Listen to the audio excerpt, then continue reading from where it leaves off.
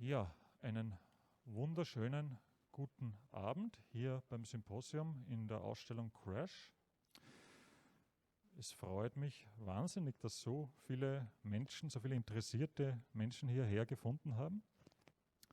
Und ich glaube, wir haben heute ein sehr spannendes Programm für euch, das eine Mischung ist aus wissenschaftlichen Themen, medizinischen Themen, Community-Themen und Kunst. Und ich mache es ganz kurz. Wir zwei werden das moderieren. Joachim Hermison und ich, Matthias Mollner. Und wir wünschen euch natürlich noch einen spannenden Abend. Viele Unterhaltung, gute Fragen, auch Diskussion nach den Vorträgen ist immer möglich. Und später gibt es dann auch noch ein kleines Buffet, das uns von der Firma Ströck zur Verfügung gestellt wurde, wo wir uns herzlich bedanken. Und ja, Joachim, möchtest du ein paar Worte sagen? Ja, danke Matthias. Nur ganz kurz noch, also damit alle wissen, warum stehe ich jetzt hier. Nicht? Ja, also Joachim Hermison. Ich bin in meinem ersten Beruf Professor für Biomathematik hier in Wien, aber in meinem zweiten Beruf seit 3 Jahren jetzt 24-Stunden-Pfleger meiner schwerst erkrankten Tochter mit ME/CFS. Und das ist mein Bezug hier zum Thema. Ich bin auch Mitglied der Me&We Foundation der Familie Ströck, zu der ich nachher noch ein paar Worte sagen will. Damit will ich es jetzt erstmal belassen, damit wir jetzt schnell anfangen können. Alles klar. Ja, wir haben einen sehr dichten Zeitplan heute und dichtes Programm, hoffentlich sehr spannendes Programm. Bin mir sicher, dass es sehr spannend ist. Wir beginnen gleich mal mit unseren Projektpartnerinnen. Das ist einerseits die Österreichische Gesellschaft für ME/CFS, die uns auch in der Ausstellung tatkräftig unterstützt hat, vor allem hier in der Wissensoase, mit diesen ganzen Informationen, die über ME/CFS zu finden sind. Und zum Zweiten die We&Me Foundation, ehemalige Tempi Stiftung, die uns auch sehr großzügig bei diesem Projekt, bei dieser Ausstellung unterstützt hat. Und ein großes Dank an beide Projektpartnerinnen. Und wir beginnen mit einem künstlerischen Start, und zwar ein Text von der Barbara Kaufmann. Ich möchte ganz kurz über die Barbara ein paar Worte sagen. Die Barbara Kaufmann ist eine Autorin und Filmemacherin und lebt in Wien und Gastein. Sie ist freie Autorin für Radio Ö1, Magazin Datum, Presse am Sonntag und Falter. Außerdem ist sie leitende Redakteurin für NZZ Österreich, Kolumnistin der Tageszeitung Kurier und macht Drehbuch und Regie für ORF und ATV. Und sie wird für uns heute aus ihrem Text Die Verdächtigen lesen. Barbara, bitte.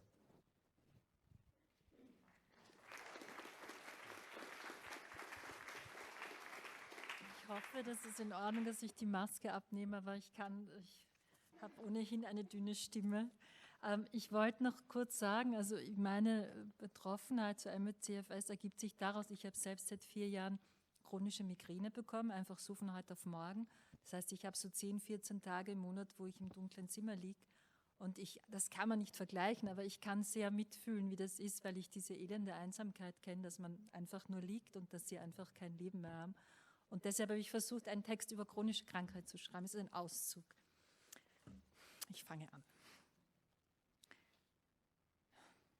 Das Bett fährt. Der Kasten ist geschlossen. Das Bücherregal staubt vor sich hin. Der Schreibtisch ist leer. Die Aussicht ändert sich nie. Monotonie ist der Rhythmus meines Herzens. Ich kann mich nicht mehr bücken. Ich kann mich nicht mehr waschen. Ich kann mir nicht die Nägel schneiden. Die Mutter war heute bei mir. Die von der Gicht gekrümmten Finger haben sich abgemüht mit der Nagelschere. Ein paar Mal hat sie daneben getroffen. Wir haben beide nichts gesagt. Sie hat sich das Altwerden anders vorgestellt. Die Tage gleichen sich. Sie gleiten ineinander, keine Dämmerung, kein Sonnenstrahl, um sie zu unterbrechen. Alles ist eins und alles ist Dunkelheit. Die Freundinnen, die Freunde, deren Lachen nicht einmal mehr als Echo existiert, deren Umrisse sich aufgelöst haben im Dämmerlicht. Das Gefühl, alles steht still, als wäre man in einen Sog geraten, als hätte man das Ausatmen vergessen. 2 Arten Stille gibt es hier, die angespannte, in der alles nervös darauf wartet, dass ein Geräusch sie zerstört. Die ohrenbetäubende, ein Vakuum, das alles aufsaugt, jeden Atemzug, das Rascheln der Decke, das Knistern eines Haares ganz nah neben dem Ohr. Der Körper eine Feuerlandschaft, ein Flächenbrand von oben bis unten. Der Körper eine Moorlandschaft, nässende Wunden vom Liegen, die sich dem Blick von außen entziehen. Der Körper eine Kraterlandschaft. Organisch sind sie völlig unauffällig. Erschöpfung ist ein Mythos. Hier kommt mein letzter Brief, eine Nachricht aus der Dunkelheit, ein Gnadengesuch. Den Blick nach oben gerichtet, die Zimmerdecke aufreißen, das Weiß zur Seite schieben wollen, die Ziegel durchschlagen, sodass mittendurch ein Riss entsteht und die Welt hereinleuchtet, hereinduftet, hereinlacht. Jeder will gewesen sein, aber was, wenn du da bist und doch verschwunden?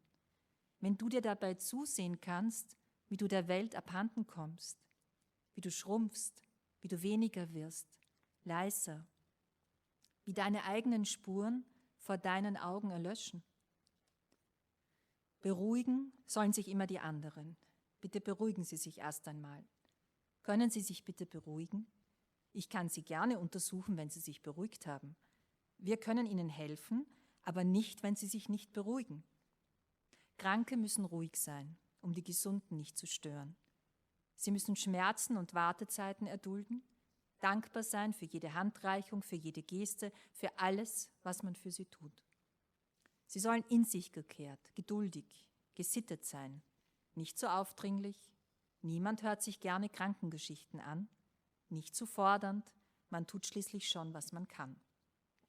Und nicht die Dankbarkeit vergessen, nur ja nicht vergessen, dankbar zu sein. Kranke Frauen müssen noch mehr. Sie müssen sich stets entschuldigen dafür, dass sie da sind, dass sie stören, dass sie noch eine letzte Frage hätten an den Arzt, den Assistenzarzt, den Oberarzt, den Herrn Primarius. Je höher der Rang, umso öfter die Entschuldigung. Dafür, dass sie lästig fallen, dass sie weinen, dass sie schreien, weil sie Schmerzen haben, dass sie sich ständig wiederholen, dass sie sich beklagen, weil nichts hilft. Und auch wenn es alle wissen, dass nichts hilft, dass es keine Therapie für sie gibt, dann ist das doch kein Grund dafür, einen Aufstand zu machen. Dann kann man doch den guten Willen sehen. Wir sind schließlich auch nur Menschen, sagt der Arzt. Sie müssen lernen, ihre Erkrankung zu akzeptieren. Dann packt er zusammen, er muss auf den Tennisplatz. Sie müssen lernen, ihre Wut zu akzeptieren. Die Familie ist immer fröhlich. Die Eltern, die Schwestern. Sie flüchten in gespielte Tapferkeit vor mir und vor sich selbst. Wenn sie das Zimmer betreten, lächeln sie. Ich sehe ihr Lächeln, wenn sie mir die Schüssel halten. Ich sehe ihr Lächeln, wenn sie mir die Beine massieren, die dünn sind und all ihre Muskeln eingebüßt haben. Manchmal höre ich sie draußen flüstern, mitten in der Nacht, draußen am Esstisch, an dem wir als Kinder gesessen sind, von dem wir als Jugendliche aufgestanden sind. Sie hat immer alles eingefangen, sagt die Schwester. Vielleicht ist es doch eine Allergie, sagt die andere. Die Mutter sagt nichts mehr, sie braucht ihre Kraft, um ihr Kind zu versorgen. Mit 38 bin ich wieder zurückgekommen in ihre Wohnung, wieder zurück ins Kinderzimmer, wieder Schlüsselkind geworden. Als ich noch hinaus konnte, hatte ich eine Tasche um den Hals, ein Notizbuch darin, mit eingeklebten Fotos. Hier wohne ich, Das ist die Nummer meiner Eltern. So sieht mein Fahrrad aus. Ich habe es manchmal vergessen, weil ich nicht mehr wusste, wo es stand, dass ich damit gekommen bin. Später fotografierte ich den Fahrradständer, den Baum, an dem ich es absperrte, die Straße, in der es stand, die Straße, in der ich wohnte, die Hausnummer, weil es immer sein konnte, dass ich nicht mehr nach Hause fand. Ich denke an Freunde, dann vergesse ich, dass sie nicht mehr da sind. Ich weiß, da war etwas, aber kann nicht sagen, was. Ich versuche, die Erinnerungen wiederzufinden, irgendwo in mir, aber sie sind nicht greifbar. Neben meinem Bett an der Wand hängen Fotos, Andenken, Markierungen. Ich bin eine Touristin im eigenen Leben. Das ist deine Mutter. Daneben ein Bild von ihr. Sie lächelt schief, als müsste sie lächeln, obwohl ihr gar nicht danach ist. Ich weiß, wie meine Mutter aussieht, aber es gibt Momente, in denen ich nicht weiß, ob ich sie erkennen würde. Dann bin ich froh, dass sie an der Wand hängt und mich so anlächelt, so schief. Das Bett fährt. Der Motor sitzt im Brustkorb, die Arme vibrieren, die Beine vibrieren, sie zucken im Rhythmus, sie lassen sich nicht steuern, die Wände bewegen sich auf mich zu. Der Raum zwischen ihnen wird enger, das Bett sinkt, nach unten in den Zimmerboden. Die Holzbretter schlagen über ihm zusammen. Vergraben liege ich hier und warte, dass ich gefunden werde. Die Augen zu schließen macht keinen Unterschied. Es gibt hier keine Morgensonne, keine Abenddämmerung. Die Fenster sind immer geschlossen, die Vorhänge auch. Ich bin allein mit meinen Gedanken. Sie sind die einzigen, die mir Gesellschaft leisten. Sie sind die einzigen, die übrig sind. Ich höre ihnen dabei zu, wie sie mir Recht geben. Ich höre ihnen dabei zu, wie sie mir widersprechen. Ich höre ihnen dabei zu, wie sie in sich zusammenfallen, wie die Sätze auseinanderbrechen, wie die Worte einzeln zu Boden stürzen, im freien Flug, weil niemand da ist, der sie auffängt, weil niemand da ist, der sie wieder zusammensetzt. Ich habe Sehnsucht nach Nähe. Ich weiß, dass ich sie nicht ertragen kann. Die Hand des anderen auf meiner ist schwer, der Atem des anderen hallt wie ein Donner in meinen Ohren. Der Körper des anderen bedeutet Angriff, Alarm. Draußen wird es Morgen, draußen wird es Abend, draußen wird es Nacht. Ich habe die Zeit verspielt, ohne es zu wissen. Entscheidungen vertagt und verschoben. Wer will sich schon festlegen, wenn die Sonne scheint, wenn die Freunde warten? Ich habe Reisen abgesagt und aufgeschoben, dann eben nächstes Jahr, dann eben später. Es liegen noch so viele Sommer vor mir. Wie oft hätte ich umkehren können, den Zug besteigen, losfahren? Wie oft habe ich es nicht getan? Wie oft habe ich nicht auf mich gehört, sondern auf andere? Jetzt höre ich nicht viel von ihnen. Ich liege in meinem Versteck zwischen den engen Wänden, unter dem Parkettboden, wo mich Licht und Lärm nicht finden können, verpackt und zugeschnürt, Hals, Mund und Ohren zugenäht, eingebunkert. Hätte ich es vorher gewusst, hätte ich es geahnt, ich hätte nicht gewartet auf den nächsten Sommer, auf das nächste Jahr, auf morgen, auf später. Egal ob Tag oder Nacht, Sommer oder Winter, heute oder morgen, meine Welt endet an der Zimmertür. Ich bin allein mit meinen Gedanken, meine Gedanken allein mit mir. Niemand hört sie außer mir, niemand teilt sie mit mir, niemand ist hier mit mir außer ihnen. Sie sind die einzigen, die übrig sind. Dankeschön.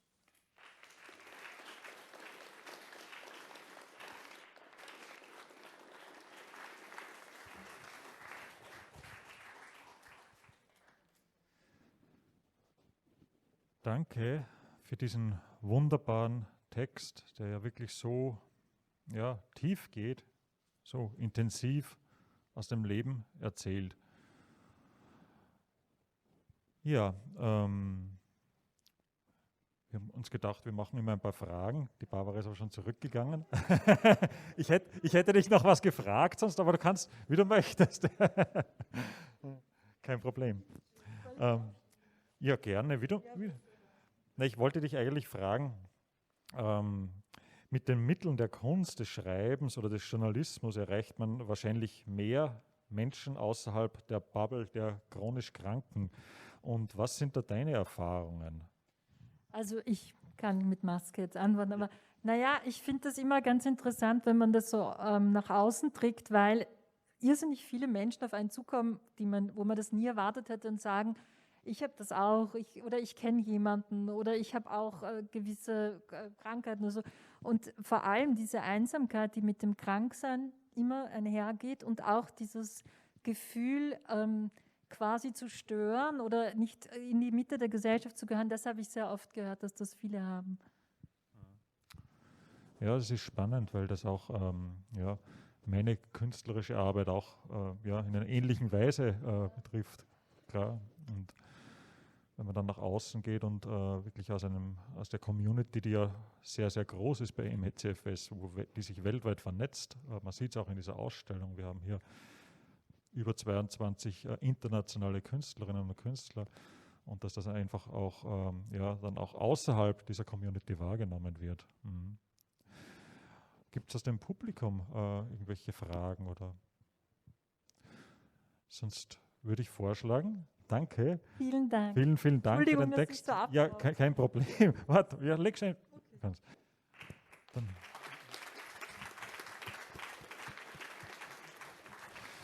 Dann würde ich sagen, wir beginnen mit unserem ersten Vortrag.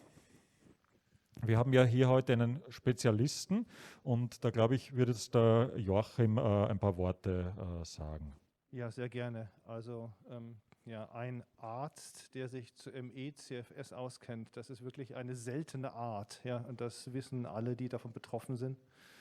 Und heute haben wir einen solchen Menschen hier tatsächlich für Sie heute Abend. Nicht? Also dürfen Sie ihn bestaunen. Martin Comenda-Lett hat hier in Wien seine Ausbildung gemacht, nicht? Sein Medizinstudium und dann auch seinen Facharzt mit einem Turnus in Wiener Neustadt. Und eine solche Ausbildung zum Mediziner dauert eine lange Zeit. Ich habe es nachgeschaut, 13 Jahre lang, nicht, war das für den Martin. Das ist länger als eine Schulzeit. Und in diesen 13 Jahren ist das Thema MECFS kein einziges Mal in der Ausbildung vorgekommen. Und das, obwohl Martin Facharzt für Neurologie ist und MECFS ja nun per WHO neurologisch klassifiziert ist. Das ist in der Ausbildung nicht vorgekommen.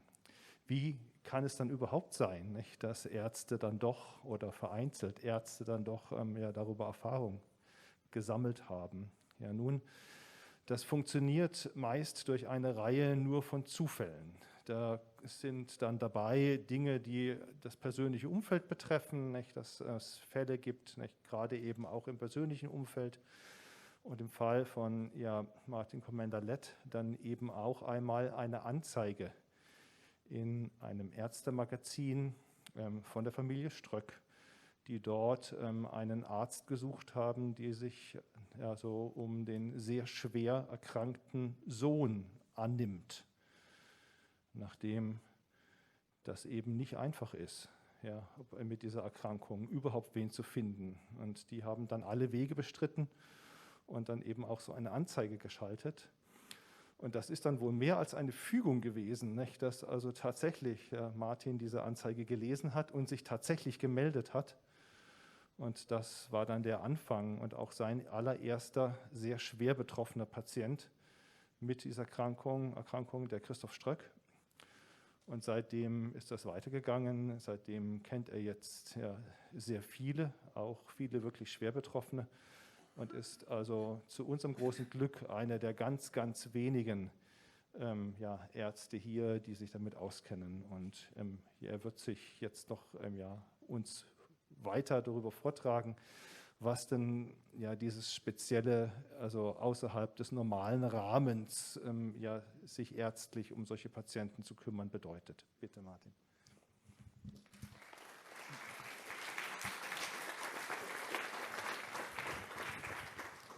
mache einen ganz kurzen Soundcheck. Passt das so von der Lautstärke, Akustik? Super. Ja, dann sage ich einmal danke Joachim für die netten einleitenden Worte und auch danke Matthias für die ganze Organisation der Veranstaltung und auch des heutigen Abends. Für mich ist das hier heute Abend eine Premiere. Ich spreche zum ersten Mal öffentlich über ein Thema zur MECFS. Als ich vor Wochen die Einladung bekommen habe, habe ich mir zunächst einmal den Kopf darüber zerbrochen, wie ich eigentlich überhaupt so ein komplexes Thema in 20 Minuten abhandeln soll. Ich habe mich dann aber schlussendlich dazu entschlossen, dass ich eher die kritischen Punkte in der Gesundheitsversorgung ansprechen möchte und auch den ärztlichen Umgang mit den Patienten. Bitte, Matthias. Ja, noch einmal ganz kurz zum Einstieg. Bei MECFS handelt es sich um eine schwere chronische Multisystemerkrankung.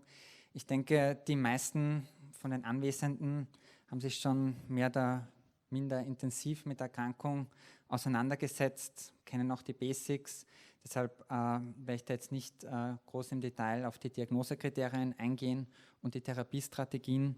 Aber man muss sich das noch einmal vor Augen rufen. MECFS ist eigentlich keine seltene Erkrankung. Selbst bei konservativen Schätzungen und natürlich Vergleich mit Zahlen von anderen Ländern kommt man bei einer Prävalenz, vorsichtig geschätzt, von 0,3% auf immerhin 25.000 Erkrankte, wobei das eher das untere Ende sein dürfte.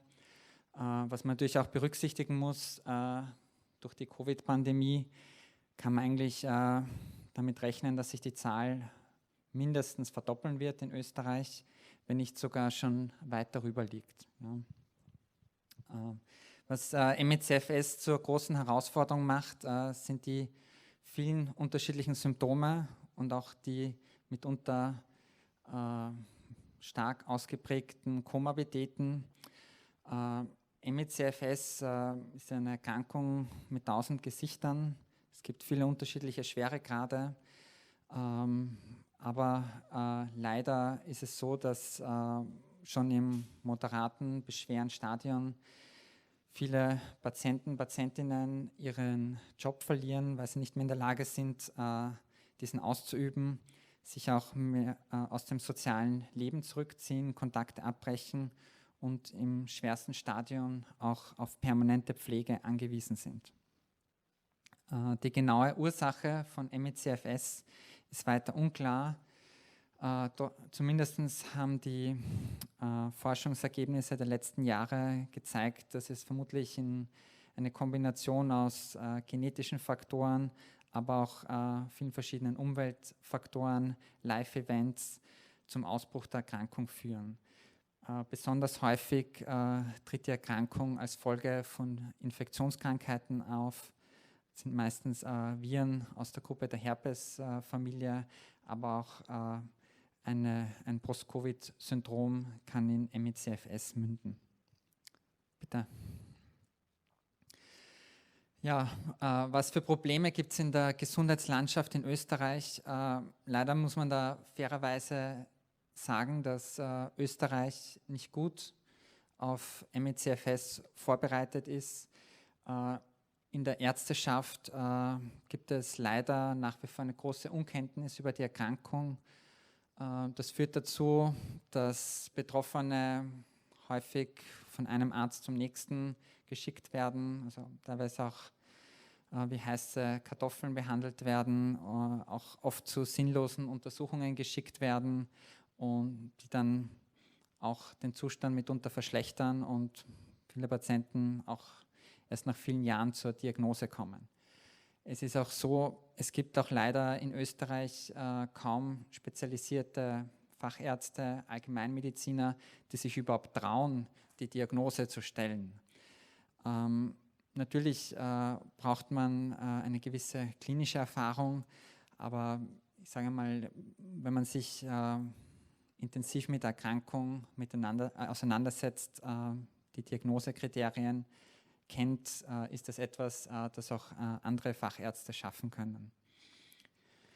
Dann, das ist ein besonders trauriger Punkt, es gibt im Gegensatz zu vielen anderen Ländern in Österreich nach wie vor keine einzige spezialisierte Einrichtung für die Betreuung von ME/CFS-Erkrankten. Das führt dazu, dass viele Erkrankte keinen öffentlichen Zugang zu adäquater medizinischer Versorgung haben. Die mitunter kaum existente Forschung in den letzten Jahren, Jahrzehnten hat auch dazu geführt, dass es nach wie vor keine speziellen auf ME/CFS zugelassenen Medikamente gibt. Das heißt, man kann sich nur mit Medikamenten, die für andere Erkrankungen konzipiert sind, helfen. Und auch der Umgang mit den Behörden ist für viele Betroffene ein langer und schwieriger Leidensweg. Bitte. Das ist vielleicht die heikelste Folie von meinem Vortrag. Ich bin mir auch bewusst, dass ich mich dann natürlich in Brennnesseln setze, wenn ich Kollegen von mir kritisiere. Aber leider, werden auch viele Betroffene berichten, ist der Umgang mit Ärzten mitunter sehr schwierig in Österreich. Woran das liegt, kann ich jetzt nur vermuten. Das ist jetzt meine persönliche Sichtweise bzw. meine persönlichen Erfahrungen.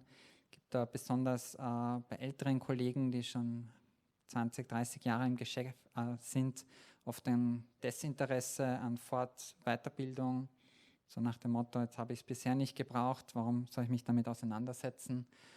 Oder auch den Unwillen, die eigene Komfortzone zu verlassen, sich anzupassen, auf die Bedürfnisse von einer speziellen Patientengruppe einzugehen. Und natürlich haben ME/CFS-Patienten auch den Ruf, sie gelten mitunter als schwierige Patienten. Es liegt auch oft an der jahrelangen Leidensweg, wo sie schon dann zum Termin mit einer dicken Befundmappe kommen. Das ist auch etwas, das viele Ärzte abschreckt. Und weiterer Punkt ist auch, wenn man viele Jahre Zeit hat, sich mit der Erkrankung auseinanderzusetzen, wissen viele ME/CFS-Patienten schon sehr viel über die Erkrankung, über die richtigen Behandlungsstrategien und wissen auch oft mehr als die Ärzte, zu denen sie zur Abklärung gehen. Und wenn Patienten mehr wissen als die Ärzte, löst das leider bei einigen Kollegen von mir auch allergische Reaktionen aus, die dann nichts mehr mit den Patienten zu tun haben wollen. Ein weiteres Problem ist auch, dass Patientinnen oft nicht ernst genommen werden in der Ordination, auch die Symptome heruntergespielt werden oder, sage ich einmal, mit so Stehsätzen, Plattitüden wie sie schauen eigentlich gesund aus oder das wird schon wieder, machen sie ein bisschen Sport, gehen an die frische Luft und das ist weiter nicht so schlimm. Ja. Andere Richtung ist auch, das ist auch leider, ich weiß nicht, ob das nur in Österreich ein Phänomen ist oder auch in anderen Ländern. Viele Ärzte haben so ihr Schema F von den 10 Standarduntersuchungen, die sie kennen, Labor, MRT, NLG, wo dann natürlich überall unauffällige Befunde rauskommen. Und wenn überall unauffällige Befunde rauskommen und der Patient trotzdem Symptome hat, dann muss er ja psychisch krank sein. Und das ist auch eine Schublade, in die leider viele Patienten landen. Und die Fließbandmedizin, wo man eigentlich belohnt wird, wenn man möglichst viele Patienten in kurzer Zeit durchschleust, ist natürlich auch nicht förderlich für die Situation der ME/CFS-Patienten in Österreich. Wenn man sich aber trotzdem entscheidet, einen Beitrag zur Versorgung von ME/CFS-Patienten zu leisten, muss man, wie schon erwähnt, auch aus seiner Komfortzone rausgehen. Der Umgang mit ME/CFS-Patienten ist anders, als man es gewohnt ist. Viele Patienten haben speziell im fortgeschrittenen Erkrankungsstadium eine andere Belastbarkeitsgrenze, haben auch mitunter starke neurokognitive Symptome wie Lärm, Lichtempfindlichkeit, halten auch keine lange Wartezeit in einer vollen Ordination aus. Auf diese ganzen Punkte muss man natürlich Rücksicht nehmen, wenn man einen Beitrag zur Versorgung liefern muss. Weiters ist natürlich auch anzumerken, dass man einem Patienten mit ME/CFS jetzt auch nicht das volle Untersuchungsprogramm bei einem Termin zumuten kann. Das heißt, manchmal muss man auch die Abklärung bzw. die Arztkontakte aufteilen und das erfordert natürlich auch viel Zeit und Anstrengung. Ich habe es auch schon oft selbst erlebt, also speziell bei schwer betroffenen Patienten, dass man auch nahe Bezugspersonen in die Abklärung mit einbeziehen muss. Also ich habe schon viele Erstanamnesegespräche zunächst mit den Angehörigen führen müssen, weil die betroffenen Patienten selbst gar nicht mehr dazu in der Lage waren. Ja. Und das sind auch, sage ich mal, manchmal auch Tools wie Hausbesuche oder im 21. Jahrhundert kann man auch mittels Telemedizin direkt ins Wohnzimmer oder ins Schlafzimmer zu den betroffenen Patienten kommen, sinnvolle Tools, um die Patienten besser zu versorgen. Wie schaut so ein typisches Medical Workup aus? Das ist jetzt eigentlich nicht viel anders, als man es auch bei anderen Erkrankungen machen sollte. Also es fängt immer mal mit einer strukturierten Anamnese an. Es gibt meistens schon viele Vorbefunde, wobei das natürlich auch teilweise so ein zweischneidiges Schwert ist. Wenn man jetzt zu viele Befunde von Kollegen liest, hat man dann vielleicht schon eine vorgefertigte Meinung. Also mir sind eigentlich am liebsten immer die Zusammenfassungen, die von den Patienten selber kommen, weil das ja dann auch wirklich die Sicht des Patienten, der Patientin ist, wie sie die Krankheit bisher erlebt haben und die Symptome. Ansonsten, was sich auch für mich ganz gut bewährt hat, ist die Verwendung von Screeningbögen. Die kann man auch den Patienten als Hausübung mitgeben oder auch schon im Vorfeld schicken, dass die Patienten die auch in Ruhe ausfüllen kann und dann bespricht man sie beim ersten Termin. Und natürlich ist auch, also ME/CFS wird auch immer quasi als Ausschlussdiagnose geführt. Wobei man das mit der Ausschlussdiagnostik natürlich auch nicht übertreiben sollte, wenn der klinische Befund relativ eindeutig ist. Ja, also wenn ich jetzt einen Patienten habe, der mir ganz eindeutig eine schwere Post-exertional Malaise schildert, muss ich den jetzt nicht unbedingt zur Belastungsergometrie schicken, dass ich das jetzt auch noch abgehandelt habe. Ja, also auch wirklich bei der Untersuchungen die sinnvollsten auswählen, die Diagnose dann im Endeffekt untermauern. Bitte die nächste Folie. Ja, also gerade bei ME/CFS, wo man wirklich eine Erkrankung hat mit 1000 Gesichtern, ist die Erstellung eines individuellen Behandlungsplans essentiell. Es gibt jetzt kein Standardschema, das für alle Patienten passt. Man muss immer auf die aktuellen Symptome, auf die Komorbiditäten eingehen und letztendlich ist das auch die Auswahl der Medikamente und Therapiestrategien sollte eine gemeinsame Entscheidungsfindung sein. Ja. Also der Wissensstand, den Patienten haben, die zu mir kommen, ist teilweise sehr unterschiedlich. Ich habe aber den Eindruck, dass die meisten, die zu mir kommen, wissen schon sehr viel über die Erkrankung, haben sich schlau gemacht, kennen die Übersichtsarbeiten und kommen dann auch schon mit konkreten Vorschlägen zu mir, was an Medikamenten sie ausprobieren wollen. Und dann ist dann natürlich meine Aufgabe als Arzt, dass ich auch über die Risiken, Nebenwirkungen aufkläre, Dosierungsvorschläge mache, Steigerungsstufen und auch realistische Erwartungen an das Medikament, das man ausprobiert. Ja. Also fast alle Medikamente, die man einsetzt, sind sogenannte Off-Label-Medikamente, wo man, sage ich einmal, die helfen können, aber nicht helfen müssen. Prinzipiell geht man nach einem Stufenschema vor. Man wählt eigentlich das am stärksten wiegende Symptom aus, macht einmal in die Richtung einen Behandlungsversuch. Wenn das hilft, super, dann hat man was gefunden. Wenn nicht, geht man zu Plan B über und dann widmet man sich den anderen Symptomen, weil es ist logischerweise nicht sinnvoll, wenn ich beim ersten Termin der Patienten 5 Medikamente aufschreibe und 10 Nahrungsergänzungsmittel, weil wie soll man dann noch auseinanderhalten, was hilft und was schadet. Natürlich, damit das der Vollständigkeit halber erwähnt ist, auch die nicht-medikamentösen Behandlungsstrategien sind eine essentielle Therapiesäule, allen voran ohne Pacing, Aktivitätsmanagement, das wissen alle Betroffenen, ist eine optimale Versorgung von ME/CFS nicht gewährleistet. Dass ich jetzt aber auch nicht nur Kritikpunkte anbringe, möchte ich auch ein paar positive Aspekte bringen.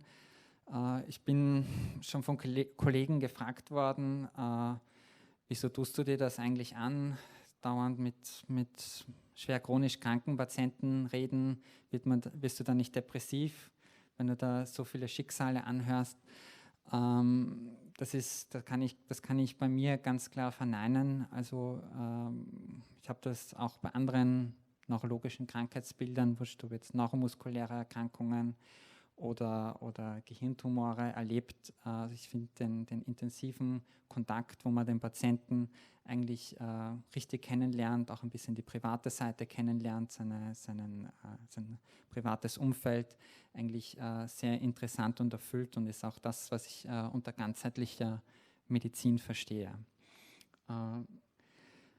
Weiterer positiver Aspekt, der mir aufgefallen ist, ME/CFS-Patienten haben eine unglaublich gute Therapieadhärenz. Ja? Also die Sachen, die wir besprechen, die werden auch exakt so umgesetzt. Ja? Viele Patienten führen auch sehr detaillierte Aufzeichnungen über die Symptome, Nebenwirkungen, geben mir dann auch gute Feedbacks darüber, was ihnen geholfen hat, was ihnen geschadet hat.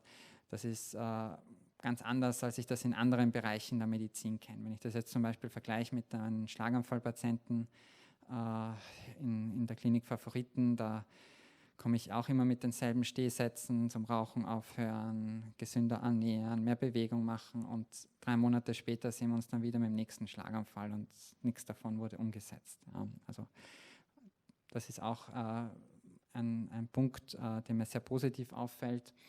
Ansonsten habe ich auch ein gutes Verständnis über die Zusammenhänge von den verschiedenen Organsystemen gewonnen.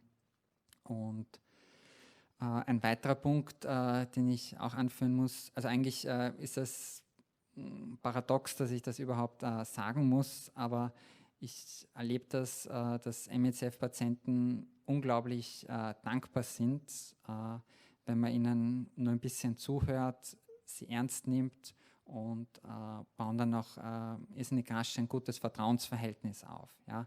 Eigentlich sollte das der Standard sein in der Medizin bei allen Erkrankungen, aber anscheinend auf die jahrelange Enttäuschungen sind Patienten dann wirklich froh, wenn sie endlich einmal ernst genommen werden. Sonst ist das natürlich auch sage ich mal, was Positives und auch was Spannendes, wenn man da auch ein bisschen Pionierarbeit in der Medizin leistet. Ich bin sehr optimistisch, dass in den nächsten Jahren, Jahrzehnten auch Fortschritte in der Forschung passieren, man die Möglichkeit hat, neue Therapiestrategien auszuprobieren und vielleicht ist man dann auch bei den Ersten dabei, die Patienten mit dieser schweren Erkrankung helfen können. Zum Abschluss habe ich noch so ein paar quasi Forderungen oder Vorschläge, was passieren muss in Zukunft, um die Versorgung der ME/CFS-Patienten zu verbessern. Das sind jetzt natürlich jetzt nicht Vorschläge, die von mir alleine kommen. Das sind alles bekannte Forderungen, wo die ME/CFS-Gesellschaft seit Jahren dafür kämpft, beziehungsweise auch die We&Me Foundation. Ganz allerwichtigster Punkt für mich ist aber endlich die Schaffung eines klinischen Kompetenzzentrums, wo Patienten eine adäquate Erstanlaufstelle haben, beziehungsweise auch für schwere Fälle, die eine sehr intensive Betreuung brauchen. brauchen und im optimalen Fall natürlich auch mit universitären Anschluss, dass auch klinische Studien auf einem hohen evidenzbasierten Niveau passieren können. Ansonsten ist, denke ich, noch sehr viel Aufklärungsarbeit notwendig innerhalb der Ärzteschaft beziehungsweise bei den Behörden. Ich bekomme jedes Mal noch Bluthochdruck, wenn einer von meinen Patienten erzählt, dass er einen Begutachtungstermin gehabt hat bei der BVA und dann kommt der Gutachter und sagt, ME/CFS gibt es nicht oder ich glaube Ihnen nicht, dass Sie die Erkrankung haben. Das soll es eigentlich im 21. Jahrhundert nicht mehr geben. Bitte nächste Folie. Ja, abschließend habe ich noch einen kleinen Comic, wie so mein Alltag mit ME/CFS aussieht. Ich erlebe das mitunter oft. Kaum habe ich mich um ein Problem, um ein Symptom erfolgreich gekümmert, wachsen 2 neue Probleme, Symptome nach. Aber ich glaube, gerade das macht ME/CFS zu einer spannenden Herausforderung als Arzt. Danke für die Aufmerksamkeit.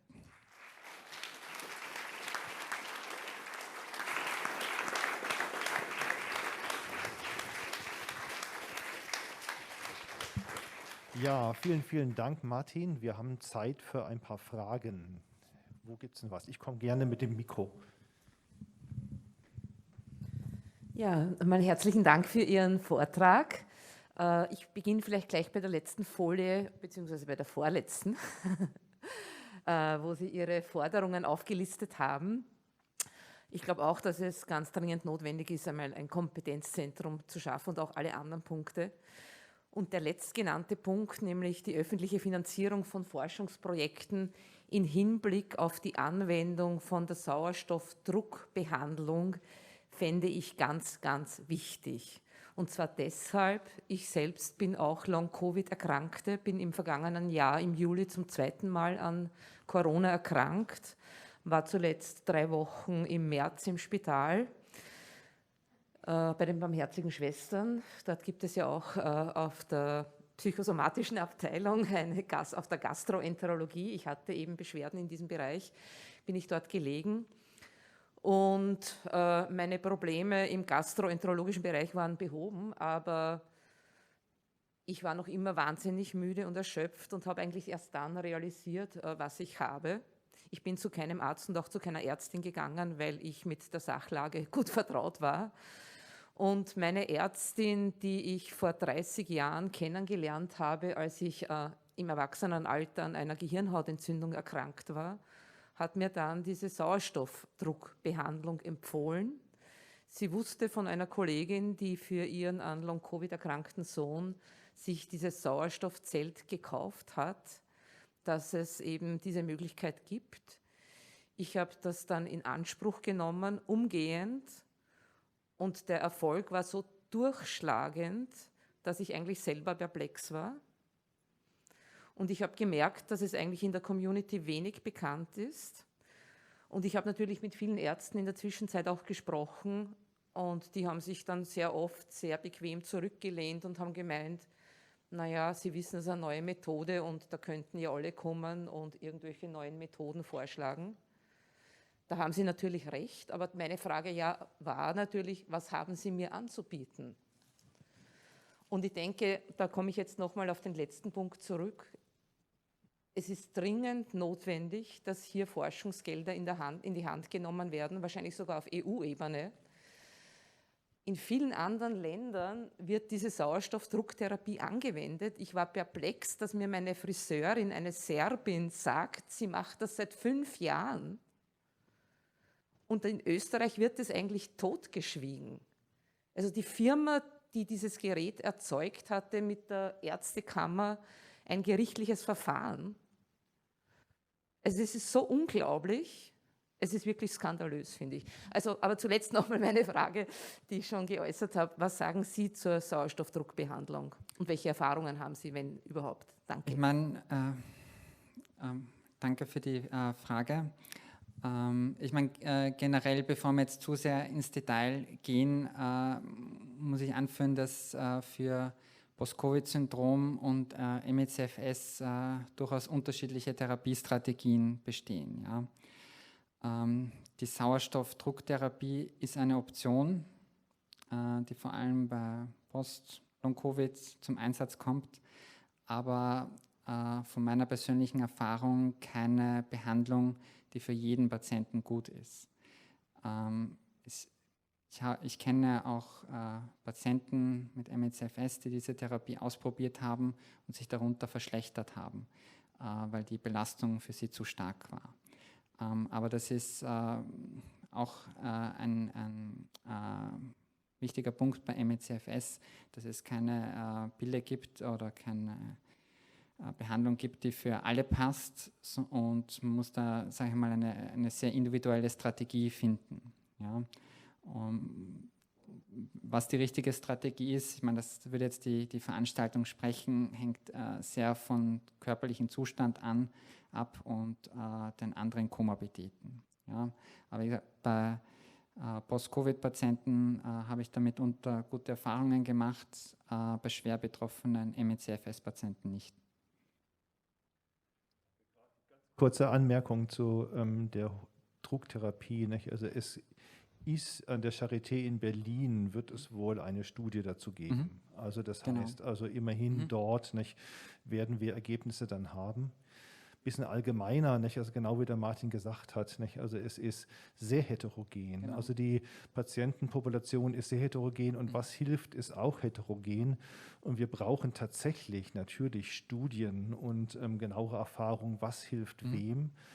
Und das fordern Ärztinnen und Ärzte auch zu Recht. Aber das aus meiner Sicht darf man nur fordern, wenn man gleichzeitig fordert, dass solche Studien jetzt eben auch und in Österreich gemacht werden. Und was wir dort in allererster Linie brauchen, ist dieses Kompetenzzentrum, weil ohne ein solches Kompetenzzentrum haben wir auch gar nicht die Information über Patientenkohorten oder über, wen behandeln wir jetzt wie. Nicht? Das geht nur in diesem Zusammenhang und das ist der erste Schritt. Ich glaube, es gibt noch ein paar Fragen. Jetzt gibt es weitere Fragen, natürlich.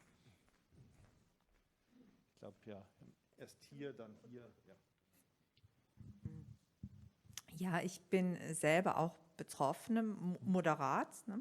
Mild bis moderat, ne? Sonst säße ich auch nicht hier. Und komme aus Deutschland und lebe auf den Kanaren. Das heißt, ich habe Kontakt mit unterschiedlichen Gesundheitssystemen.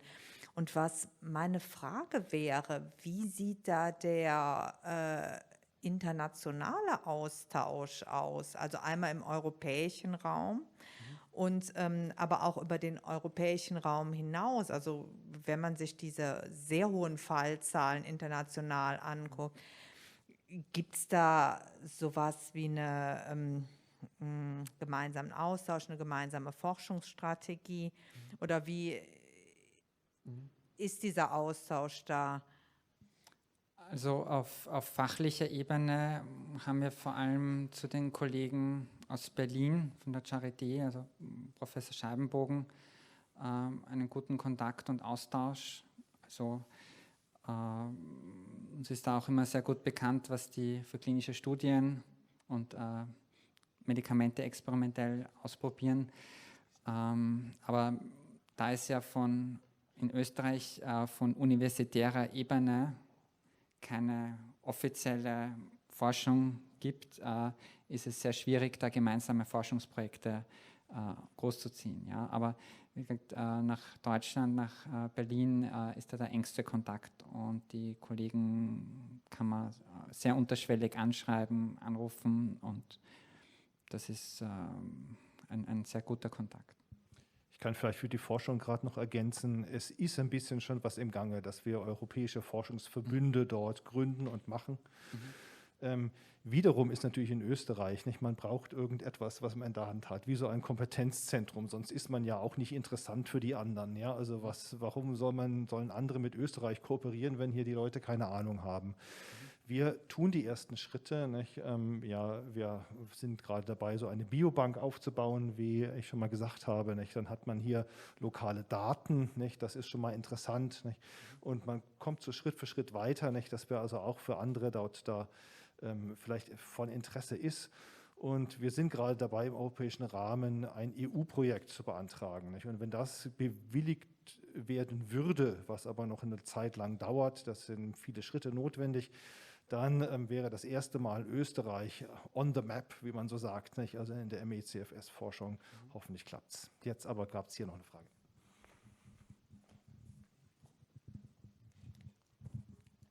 Danke. Ich wollte Sie fragen, weil ich denke, dass eines der größten Probleme von Patientinnen und Patienten ist, dass sie gar nicht erst diagnostiziert werden, weil ja die Blutwerte alle normal sind. Und ich habe jetzt zuletzt gelesen, dass es eine kleine Studie gab über hochdosierte Immunglobulintherapie, was ja auch beinhaltet, dass man gewisse Blutwerte auslesen muss. Sehen Sie das als eine Richtung, in die man weiter arbeiten sollte, für hoffentlich Genesungsansätze? Ich meine, quasi vom historischen Kontext, die Studien zu Immunglobulinen, die sind jetzt nicht neu bei ME/CFS. Ja, also es gibt ja schon ältere Studien vor Jahrzehnten, wo man das ausprobiert hat als Therapie. Wenn man das jetzt zusammenfasst, waren die Ergebnisse moderat. Einigen hat es geholfen, anderen nicht. Was mitunter daran gelegen ist, dass da noch, also bei den Studien, das nicht im sehr großen Stil gemacht wurde. Natürlich auch immer eine Studie, ein Kostenfaktor, speziell mit Immunglobulinen, ein Hochdosis-Immunglobulinzyklus kostet mehrere tausend Euro. Man muss sich das vorstellen, wenn man da eine Studie macht mit 100, 200 oder 1000 Leuten, ist das sehr viel Geld. Ja. Und ich glaube jetzt nicht, dass die Immunglobuline als ganz neue Therapiestrategie kommen werden, weil es eigentlich schon eine bekannte Strategie ist, die man ausprobieren kann. Viel schwieriger ist eher der Zugang, weil die Gesundheitskasse in Österreich übernimmt nicht die Kosten. Das heißt, man ist dann auf eine private Finanzierung angewiesen. Ja? Aber ich kenne viele Betroffene, die das ausprobiert haben mit, sagen wir mal, gemischten Erfolgen. Ja. Mhm.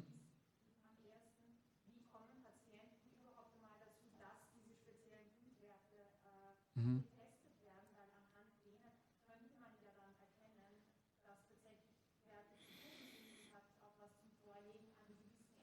Mhm. Mhm. Also muss ich vielleicht enttäuschen, also im öffentlichen Bereich sehe ich da eigentlich derzeit keine Chance, leider. Jetzt würde ich ganz gerne noch mal kurz ein paar Fragen sammeln und das vielleicht der Martin dann zusammen darauf antworten. Ich sehe hier wen und noch mal 2 Hände hier hinten und da hinten, die 3 vielleicht gerade. Ja, ganz kurz. Ich habe keine Frage, ich habe nur eine Aussage und ein bisschen eine Verstärkung. Zum Beispiel gibt es die Immunologische Tagesklinik, die diese Untersuchungen macht. Das Einzige, es ist nicht auf Kasse, das heißt, es ist schon mit sehr viel Geldeinsatz zu rechnen. Das ist das eine, was ich sagen wollte. Das Zweite, zu dieser Druckkammer kann ich berichten, dass ich sehr negative Erfahrungen habe. Ich war im schlimmsten Crash meines Lebens danach. Ja, der Herr Dr. Komendalet hat mich begleitet. Somit, es hilft nicht alles jedem und es wird, glaube ich, nicht wirklich totgeschwiegen, sondern bei denjenigen, die das anbieten, die es nicht privat anbieten, ist irgendwie kein Bewusstsein da, dass es wirklich bei Long-Covid hilft. Ich war auch dort und habe mich beraten lassen und habe als Auskunft bekommen, es gibt kein Long-Covid, es gibt keine Crashs. Ja. Also es fehlt an Bewusstsein, glaube ich, mehr, als dass man es totschweigt. Danke. Und danke für alles. Es waren noch 2 hier hinten, wo, wenn Sie noch mal, ja, genau. Ja, danke, genau. Sie haben gerade schon gesagt, keine universitäre Forschung oder wenig. Mich hätte die gleiche Frage eigentlich interessiert für die Lehre, weil in Deutschland gibt es jetzt eine große neue Approbationsordnung und es wird neu überarbeitet, was gelehrt wird. Und genau, mich hätte interessiert, ist das Thema in Wien auf den Lehrplänen an den Fakultäten oder österreichweit gar nicht? Nein. Okay. Also Also es gibt auch innerhalb der österreichischen Gesellschaft für Neurologie nach wie vor keine Arbeitsgruppe zum Thema, weder zum Thema ME/CFS noch Post-Covid. Das war eine sehr kurze Antwort, ja. Leider. Danke für diesen interessanten Vortrag. Ich finde es immer sehr interessant oder wichtig, darauf hinzuweisen, dass es einerseits diese Schwierigkeiten gibt, dass es so wenig Forschung und so wenig Möglichkeiten für diese sehr komplizierte Krankheit gibt und andererseits aber auch diese sozialpolitischen Aspekte so unglaublich wichtig sind anzugehen. Und ich habe eine Freundin, die an ME/CFS schwer leidet und kenne mich deswegen, glaube ich, ganz gut aus. Und also ganz gut, also weil ich mich seit Jahren damit beschäftige. Und deswegen rede ich immer auch mit Ärztinnen und Ärzten, bemühe mich, sie zu überreden, dass sie sich ein bisschen wenigstens fortbilden und streite dann leider auch manchmal. Und ein Arzt hat mir letztens gesagt, er hat argumentiert, naja, man kann ja nicht forschen, weil ich habe mal 3 Patientinnen gehabt, die wollten gar nicht ins Spital gehen, damit man an ihnen forschen kann. Und man müsste ja einen Crash auch, also es geht ja nicht nur darum, dass man im Labor arbeitet, sondern man muss ja auch mit den Patientinnen arbeiten, was aber eben schwer geht, weil sie ja nicht weg können von zu Hause. Oder er hat gemeint, sie wollen ja nicht ins Spital, sie wollen nicht in die Röhre oder können nicht während einem Crash. Wie soll das überhaupt gehen? Und für mich wäre es einfach eine Frage, wie das überhaupt, wenn das Geld da wäre, wie das möglich wäre, an den Menschen auch zu arbeiten, ob das überhaupt wichtig wäre und so weiter und wie man das bewerkstelligt und wie ich argumentieren kann, wenn Ärzte sowas sagen. Also der Problematik sind wir uns natürlich bewusst. Also der erste große Forschungsmeilenstein, der deshalb passieren soll, ist die Schaffung einer Biodatenbank. Das lässt sich bewerkstelligen mit einem Hausbesuch, also dass dann eine Study Nurse dann zu den Betroffenen direkt nach Hause kommt, die Proben gewinnt. Es werden dann jetzt nicht nur Blutproben gewonnen, noch Speichelproben, also man kann da, sage ich mal, auch verschiedene Parameter bestimmen und auf Basis dieser Proben, die dann natürlich auch noch ein bisschen klassifiziert sind nach dem Schweregrad, kann man dann Forschung betreiben, Muster finden, werden da teilweise KI-gestützte Analysen eingesetzt, um, sage ich einmal, interessante Merkmale zu finden, ja, aus denen dann in zweiter Linie vielleicht auch Medikamentenversuche entstehen können. Ja. Aber ich ich habe ein ganz konträres Bild. Also alle Patienten, die ich bisher kennengelernt habe, waren sehr gewillt und motiviert, einen Beitrag zu leisten an der Forschung der Erkrankung. Ja, natürlich sollte das so ablaufen, dass die Patienten dadurch keinen Schaden nehmen. Ja. Also das ist sowieso einer der wichtigsten Punkte in der Medizin. Magst du noch was dazu sagen? Ja, nein, also das kann ich genau bestätigen. Es kommt natürlich ganz darauf an, wie schwer betroffen die Patientinnen sind, also was überhaupt möglich ist. Ja. Aber ich sehe das eher in der anderen Richtung, dass ich sage, also zu was die alles bereit sind. Das ist vollkommen unglaublich. Ja. Also es gibt unter den dann natürlich eher moderat Betroffenen auch viele, die sogar bereit sind, solche Experimente zu machen, nicht? Dass man quasi bewusst einen Crash herbeiführt und dann vorher misst und nachher misst, nicht? Und solche Dinge macht. Das sind alles wertvolle Daten natürlich, ja. Aber es ist auch klar, dass sich da Leute des medizinischen Fortschritts willen sich sogar bereit sind, sich selbst zu gefährden, ja, oder auch dort einen Beitrag zu leisten mit ihrem eigenen Körper, was also eine unglaubliche Sache eigentlich ist. Also ich sehe ganz klar diese Richtung. Die Bereitschaft ist unglaublich groß, ja. Und es gibt natürlich viele verschiedene Möglichkeiten jetzt, also einfach Blutabnahmen, das ist sogar bei Schwerstbetroffenen zu Hause möglich. Man muss dann halt zu Hausbesuchen bereit sein in dem Fall. Also der Möglichkeiten sind es viele. An den Patientinnen scheitert es ganz, ganz sicher nicht. Ja, vielen Dank an spannende Fragen. Und wir sind jetzt eigentlich schon mittendrin in der Forschung und gehen jetzt gleich zu unserem nächsten Beitrag von Dr. Jennifer Blauensteiner. Danke nochmal an den Martin. Ja, vielen Dank, Martin Kommender-Lett.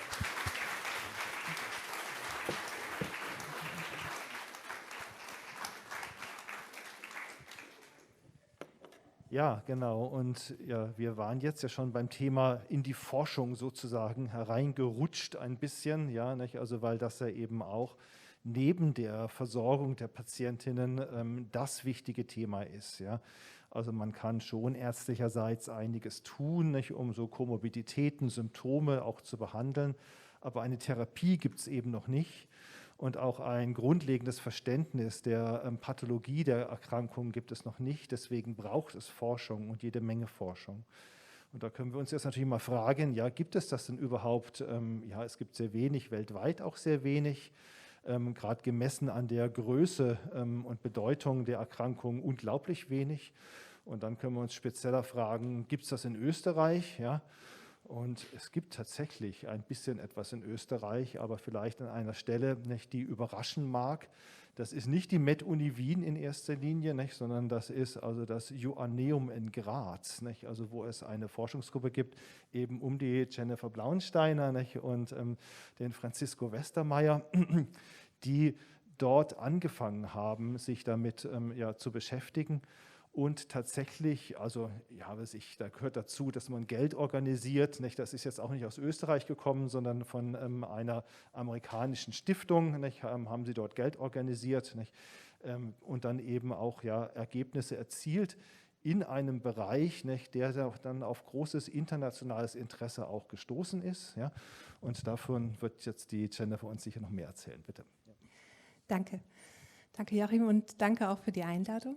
Und um das nochmal weiterzuführen, was du gerade angefangen hast, also es war so, dass ich im Jahr 2018, ich komme ursprünglich aus Deutschland, wie man hört, bin 2015 nach Graz gekommen, an die FH Joanneum, als Institutsleiterin erst.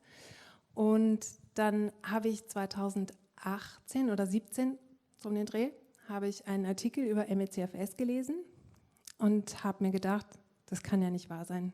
Ich kenne diese Krankheit nicht. Das gibt es ja nicht. Und dachte mir, es ist so häufig und so schwerwiegend.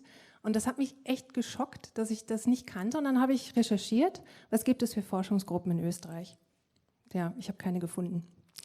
Und natürlich gab es einzelne Ärzte und Ärztinnen, die sich da wirklich sehr hervorgetan haben. Aber es gab jetzt keine universitäre Gruppe an Forschung. Und dann habe ich mir gedacht, weil ich ja nun zum Glück auch in der Position war, um das zu starten, wir machen das jetzt. Ist schwierig an der Fachhochschule, weil man eigentlich kein Geld für Forschung hat, das muss man immer selber eintreiben. Dann hatte ich das Glück, dass ich über jemand anders, also dass ich den Dr. Francisco Westermeier kennengelernt habe, der ME/CFS auch nicht kannte, aber den ich dann eingestellt habe, weil er ein brillanter Wissenschaftler ist. Und dem ich dann gesagt habe, Francisco, wir machen das. Also du machst das. Und er hat gesagt, okay. Und dann hat er tatsächlich, und da muss ich echt sagen, das zeigt halt auch, was für ein wunderbarer Wissenschaftler ist, Gelder bekommen, eben aus den USA und aus Schottland, und dann konnten wir starten.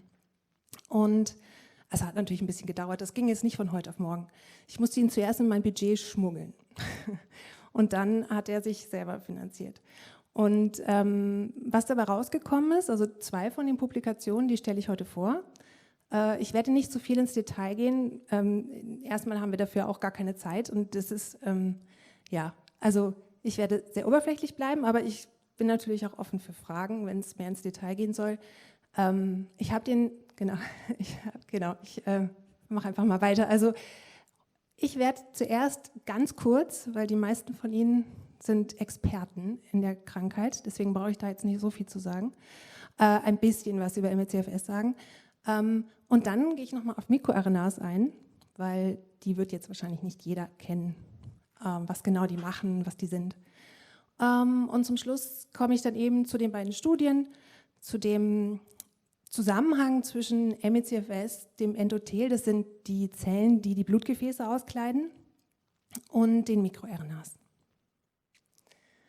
Also die myalgische Enzephalomyelitis, das Chronic Fatigue Syndrom, ist eine schwerwiegende Multisystemerkrankung, die eben als Leitsymptom die Post-Exertional Malaise hat, also die Belastungsintoleranz, beziehungsweise eben nach physischen beziehungsweise psychischen Belastungen gibt es einfach, ja, können die sich nicht gut erholen, diese Personen.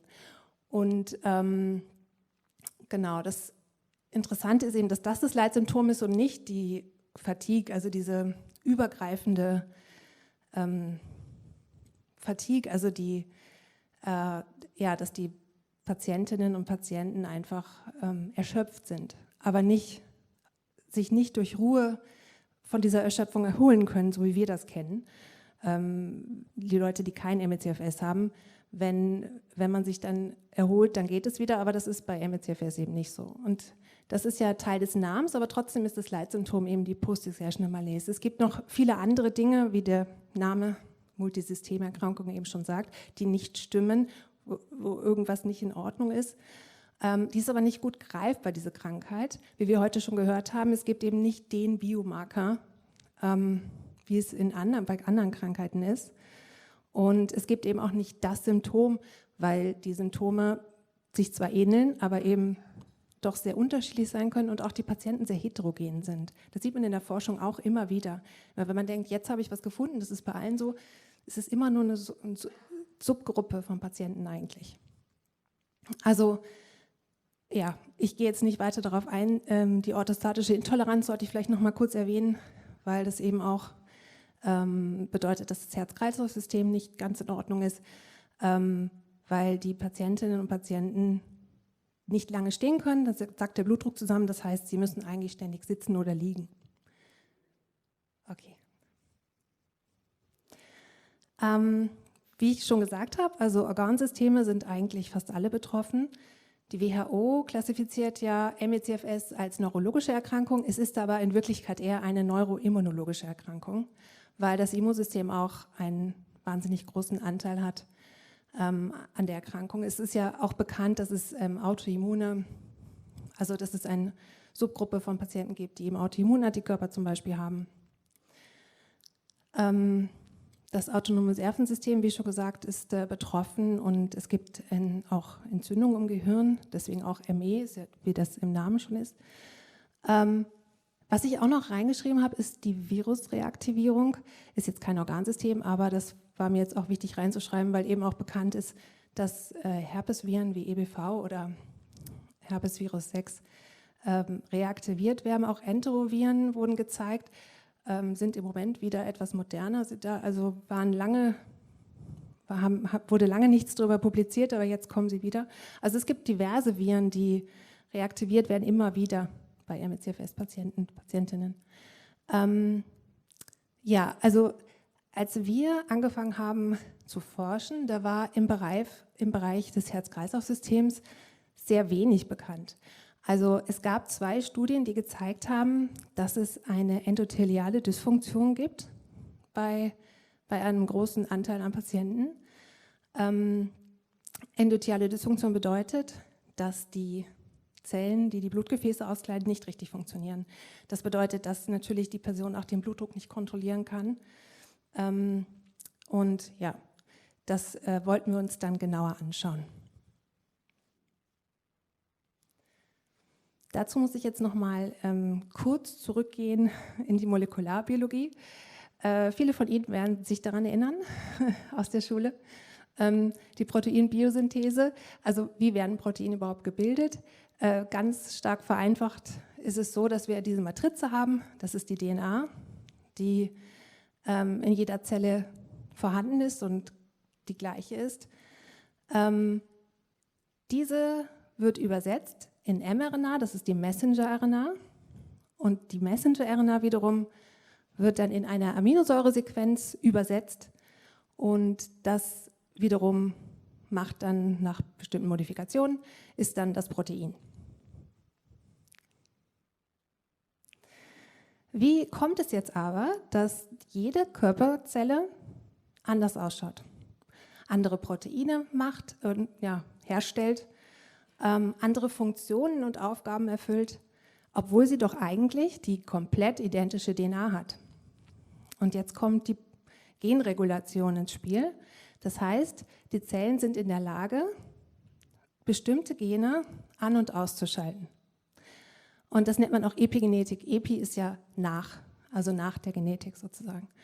Und da spielen auch die MikroRNAs eine Rolle. MikroRNAs sind jetzt im Gegensatz zum Beispiel zur Messenger-RNA oder zur tRNA, die man auch kennt von der Translation, sehr kleine RNAs. Man hat lange nicht so genau geschaut bei diesen ganz kleinen Molekülen oder wusste nicht so genau, wofür sie da sind. Aber seit einigen Jahren ist halt klar, dass sie an der Genregulation beteiligt sind. Hier sieht man zum Beispiel, wie eine, ich gehe mal einen Schritt zur Seite, damit Sie es besser sehen, wie eine MikroRNA sich auf die Messenger-RNA legt und dann verhindert, dass die Polymerase, das ist das Enzym links, das dicke Lilane, abliest. Und Sie sehen, es wird deadenyliert, das heißt, die mRNA zerfällt. Und die mRNA ist ja das, was gebildet wird, damit nachher das Protein kommt. Das heißt, in dem Fall würde die MikroRNA verhindern, dass ein Protein gebildet wird. Nun, wir waren jetzt interessiert daran, wenn es diese endotheliale Dysfunktion, also dieses nicht mehr richtig Funktionieren von diesen Zellen in den Blutgefäßen gibt bei ME/CFS-Patienten, Patientinnen, woran liegt das? Ist da auch in der Genregulation irgendwas gestört? Das war jetzt so die Frage, die wir hatten. Und dafür haben wir, das ist jetzt die Publikation, dafür haben wir dann, eigentlich waren es 100, aber wie das immer so ist, manche fallen dann aus. Im Endeffekt waren es dann 88 Patientinnen und Patienten gehabt, die entweder ME/CFS hatten oder eben gesunde Kontrollen waren. Und die haben wir uns angeschaut. Das ist hier bei der Methodology, zweite von links. Die wurden, deswegen steht Clinical Data, also die wurden dann natürlich untersucht. Die mussten eine Diagnose von ME/CFS haben, die bestimmten Kriterien erfüllt. Und von denen wurde Blutplasma genommen. Und dieses Blutplasma, das haben wir bekommen von der Biobank in London. Und daraus haben wir eben erstmal die gesamte RNA isoliert und dann bestimmte MikroRNAs vervielfältigt mit PCR. MikroRNAs, die schon bekannt dafür waren, dass sie in der endothelialen Dysfunktion eine Rolle spielen. Und was wir dann, ich will da jetzt nicht zu viel ins Detail gehen, wir haben auch bioinformatisch noch einiges ausgerechnet, aber was im Endeffekt aber rauskam, war, wie man dort sieht mit der Waage, dass tatsächlich eine beträchtliche Anzahl von diesen MikroRNAs bei einer Subgruppe von Patienten stark erhöht war mit ME/CFS. Das heißt, dass unsere Hypothese eigentlich in dem Fall gestimmt hat. Und was wir dann auch noch geschaut haben, ist unabhängig davon, war dann die Frage, jetzt unabhängig von den MikroRNAs, gibt es irgendwas im Blut der Patienten, in dem Fall Plasma, das sind, also Serum und Plasma sind ja die flüssigen Anteile vom Blut, in diesem Fall im Plasma, was eben endotheliale Zellen dazu bringt, dass sie sich so verhalten, wie sie es eigentlich nicht tun sollen. Und dafür haben wir endotheliale menschliche Zellen in Zellkultur gehalten. Das ist da in der Mitte dargestellt. Die haben dann ihr Nährmedium, die werden bei 37 Grad bebrütet, die haben alles, was sie brauchen, die haben Zucker, die haben Nährstoffe, Freunde neben sich. Und genau, und die haben wir dann einmal mit gesunden, also mit Plasma von gesunden Kontrollenmenschen inkubiert und dann eben auch mit ME/CFS-Patienten Plasma. Und was wir da gesehen haben, ist NO ist Stickstoffmonoxid Und es ist extrem wichtig, dass die Endothelzellen in den Blutgefäßen Stickstoffmonoxid produzieren können, weil nur dann kann es zur Vasodilatation kommen, das heißt, die Blutgefäße weiten sich.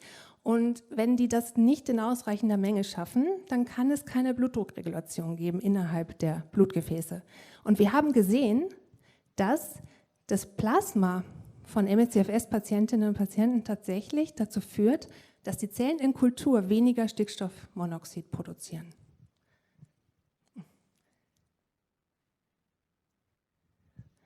Ja, also zusammenfassend lässt sich eben sagen, dass die MikroRNAs, die wir ausgewählt hatten, weil sie bekannt dafür waren, dass sie endotheliale Dysfunktion unterstützen, bei Patientinnen erhöht sind.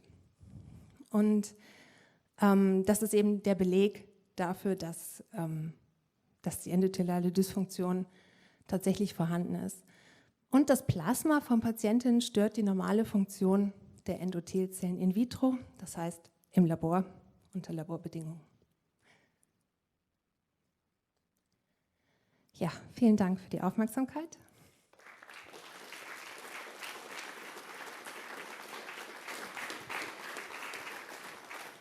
Ja, vielen Dank für diese Zusammenfassung deiner Forschungen. Gibt es Fragen dazu? Ja.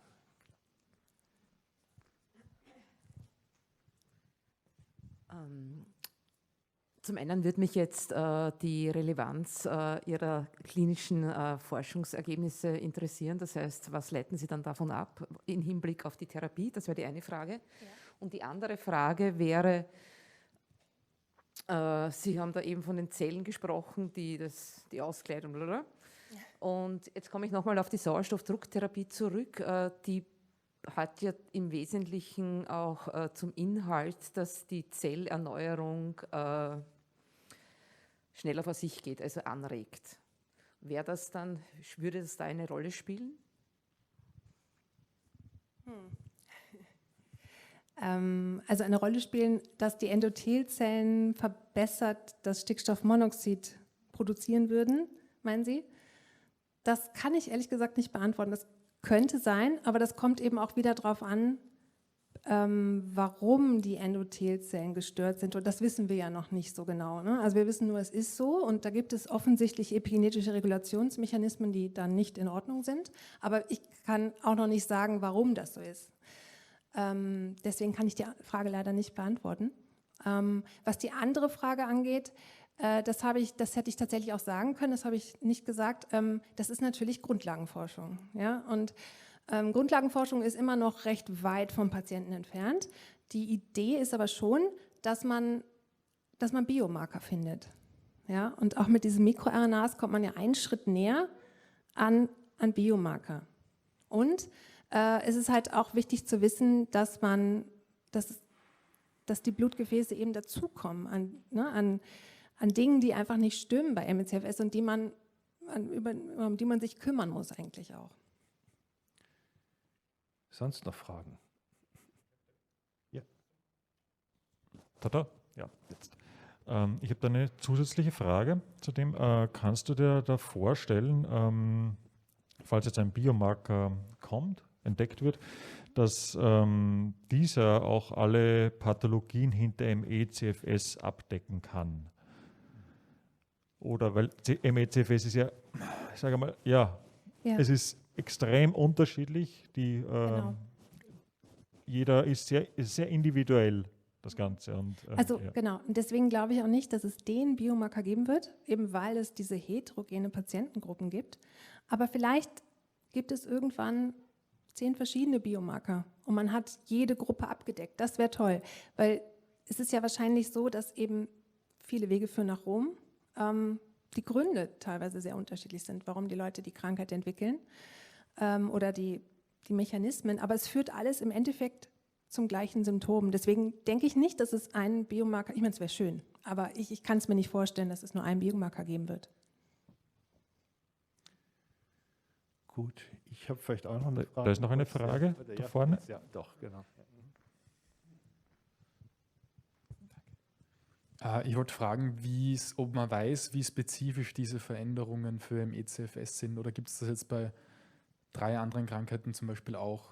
Ja, das ist nicht spezifisch. Das stimmt, das ist auch eine gute Frage. Ja. Endotheliale Dysfunktion ist sowieso etwas, was mit dem Alter auch häufiger kommt, also mit bestimmten Krankheiten assoziiert und auch gerade mit dem Altern. Also man würde zum Beispiel auch sich eher junge Leute bei solchen Studien anschauen, weil wenn man jetzt 50 plus Leute nimmt, dann würden auch bei den gesunden Probanden schon eine große Subgruppe diese endotheliale Dysfunktion zeigen. Gut, dann wollte ich eigentlich nur noch fragen, was habt ihr weiter vor? Ja, gibt es da was? Nicht? Kannst du was sagen? Was sind die weiteren Pläne? Ja, also der Francisco, der schaut sich zurzeit die Hormone an. Also da geht es jetzt gerade, also er geht jetzt wieder in eine andere Richtung. Er ist gerade sehr interessiert an Hormonen. Mehr kann ich jetzt leider noch nicht sagen. Ja, interessant, weil ich wollte dich auch noch fragen bezüglich der Community, weil das ist natürlich ein Forschungsfeld, dass die Community eine große Hoffnung knüpft. Und gibt es da auch Impulse aus der Community an deine Forschungsarbeit? Direkt nicht, aber es ist tatsächlich so, dass sehr viel Interesse an uns gibt, an unserer Arbeit. Das ist wirklich super toll und ich bekomme auch häufiger E-Mails. Ich würde mich als Probandin zur Verfügung stellen. Das finde ich auch ganz toll. Also wirklich, da ist ganz viel Herzblut drin, auch bei den Patienten, Patientinnen. Das heißt, man würde für eine größere Studie durchaus die Leute finden dazu. Das ist ja nur eine Frage der Finanzierung. Genau. Dann, ja. Genau, das ist immer die Frage. Aber ich glaube, die Probanden würde man tatsächlich finden. Gut, dann denke ich, danken wir nochmal der Jennifer.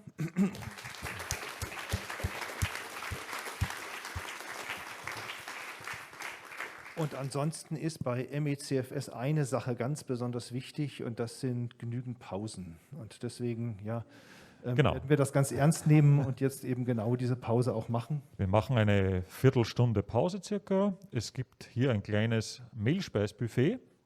Bitte greifen Sie zu. Lassen Sie auch noch was übrig für die anderen. Wir sind zu viele Leute. Fragen, Anregungen, alles erwünscht und wir machen in einer Viertelstunde dann weiter. Gut, ich denke, wir haben noch zwei Vorträge vor uns, zwei spannende Vorträge sicher. Ja, genau. Und Joachim wird noch ein bisschen was über die We&Me Foundation sagen, einer unserer Projektpartnerinnen. Genau, danke Matthias. Ja, also ich habe den Auftrag, ganz herzliche Grüße auszurichten von der Marie-Therese Burka. Das ist unsere Chief Operating Officer, wie das heute so heißt, nicht, von der Me&We Foundation und wollte einfach mal ein bisschen, also sie ist leider kurzfristig erkrankt, sonst hätte sie selber hier auch was sagen können. Und hat mich gebeten, ein bisschen was über die Stiftung zu sagen. Ja, also um was handelt es sich dabei? Nicht? Das ist eine Stiftung für MECFS-Forschung, die von der Familie Ströck ins Leben gerufen worden ist, schon vor ungefähr 2 Jahren oder so etwas. Nicht? Das hieß erst Tempi-Stiftung. Und jetzt heißt es eben Me&We Foundation, weil wir uns natürlich da auch gleich schon die Idee haben, international aktiv zu werden und was auch immer. Ja, also wie kommt es dazu? Ströck, der Name ist natürlich jedem und jeder hier in Wien ein Begriff, nicht? Das ein mittelständisches Unternehmen, die Bäckereien Ströck hier, dann die Wiener Bevölkerung eben hier mit Gebäck versorgt. Und die sind halt durch persönliche Betroffenheit auf das Thema gekommen natürlich. Ich erinnere mich, das ist jetzt auch schon über ein Jahr her, nicht, als ich das erste Mal mit dem Gerhard Ströck gesprochen habe, nicht, da war weiß ich, allerhand so Krisen in der Pandemie und später war dann so diese Frage mit Gasversorgungen für Bäckereien oder so und er hatte Fragen von Politikern, die sagen, okay, Herr Ströck, können Sie uns etwas sagen dazu, nicht? Wie betrifft die Gaskrise das Unternehmen Ströck oder sonst etwas, nicht?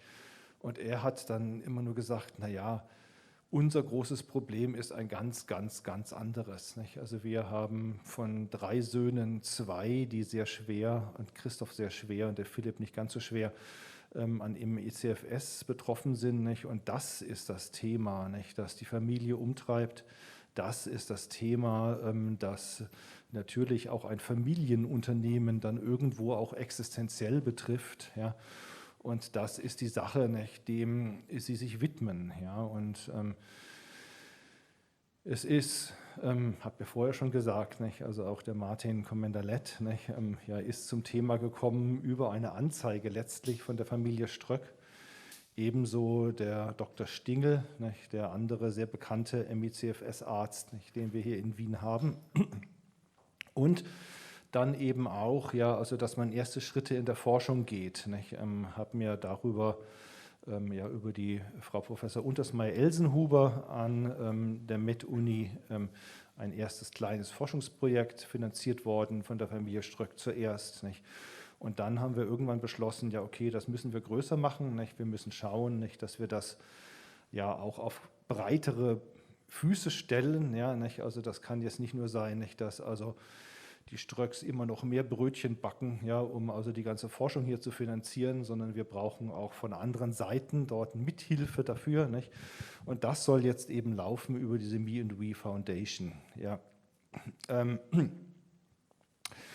Genau, also das Konzept ist so, nicht, dass alle ja, laufenden Kosten für den Aufenthalt, für das Aufrechterhalten der Stiftung, was im Wesentlichen das Gehalt für die Marie-Therese Burka ist, ja, und sonst haben wir eigentlich kein Overhead, das wird von den Ströcks ohnehin vorfinanziert, sodass alle Spenden, die an diese Stiftung geben, zu 100% also genau in Forschungsprojekte gehen. Und ich sage vielleicht ein ganz bisschen noch dazu, nicht, was unsere derzeitigen Initiativen sind. Vielleicht auch schon ein bisschen gesagt, nicht? Hier in Wien sind wir gerade dabei, eine Biobank aufzubauen an der Med-Uni, ja, mit Proben von MECFS-Betroffenen, damit wir einen Fleck auf der Landkarte in Österreich haben, der auch international dann eben von Interesse ist. Ja, da ist gerade der sogenannte Ethikantrag, nicht, für diese Biobank, nicht, ist eingereicht worden. Das heißt, also die ersten Schritte sind jetzt wirklich gegangen und wir hoffen, dass wir dann im Herbst mit dem Sampling tatsächlich beginnen können. Ja, ein weiterer Schritt und ganz wesentliches Ziel wird es dann eben sein, auch da war jetzt schon mehrfach die Rede davon, dass wir ein Kompetenzzentrum oder auch genannt Anlaufstelle, ja, also für MECFS an einer Klinik, möglichst in Wien und möglichst, wenn das ginge, am AKH ja, etablieren. Das ist sehr schwierig, auch weil wir ja aus der Med-Uni selbst heraus, aus dem klinischen Bereich bisher nicht sehr viel Unterstützung haben dafür. Die Unterstützung, die wir haben, durch die Frau Professor Untersmeyer zum Beispiel, nicht, oder auch durch die Frau Professor ja, Hoffmann, das sind alles ja, Professoren an der Med-Uni, die aber nicht Kliniker sind. Ja? Und das ist so ein bisschen die Schwierigkeit derzeit, nicht, sodass wir da noch einen entscheidenden Schritt weiterkommen müssen. Ja gut, nicht, was die Idee jetzt da war, nicht, dass man sagt, ja gut, wir schreiben die Fachgesellschaften an, das haben wir gemacht vor 2 Wochen, die Fachgesellschaft für Neurologie und die Fachgesellschaft für Immunologie in Österreich und sagen, bitte unterstützt uns hierbei bei diesem Vorhaben. Wir brauchen endlich ein Kompetenzzentrum. Kurz zum Vergleich, nicht, es gibt die Erkrankung Multiple Sklerose, die sicher jedem bekannt ist. Die ist von der Prävalenz ungefähr gleich wie MECFS und von der Schwere eher so, dass ME die vom Disease Burden, wie man so sagt, die schwerere Erkrankung ist. Und dennoch gibt es für Multiple Sklerose allein in Österreich 50 klinisch angebundene Zentren, für ME/CFS 0, gar kein einziges. Nicht? Also das kennzeichnet ein bisschen den Grad der Unterversorgung hier. Nicht? Und das wollen wir ändern. Da haben wir jetzt geboten, gesagt, wenn so ein Kompetenzzentrum dort eingerichtet wird, dann verpflichtet sich die VNME Foundation innerhalb eines Zeitraums von 2 Jahren bis zu 1 Million Euro an Forschungsgeldern für Forschung an diesem Kompetenzzentrum dort zur Verfügung zu stellen. Das ist sozusagen das Gebot, nicht, das auf dem Tisch liegt. Ja. Und jetzt wollen wir mal sehen, nicht, was für eine Reaktion bekommen wir. Ja, also kommen wir wenigstens damit einen Schritt weiter. Wir brauchen natürlich die Unterstützung. Ja, also das ist keine Sache, nicht, die einfach eine einzige Familie und ein paar Freunde machen können. Wir brauchen die Unterstützung ganz dringend der PatientInnen-Community, auch aller Ärzte, die uns wohlgesonnen sind natürlich. Ja, und Spenden für solche Zwecke, alles wird in die Forschung gehen, also sind sehr, sehr herzlich willkommen. VNME Foundation, man findet es natürlich hier, vnme.mecfs.org auf dem Internet, wir haben eine neue Webpage dort, wer es noch nicht gesehen hat, einfach mal aufrufen und weiter informieren. Das war's dazu, danke. Danke.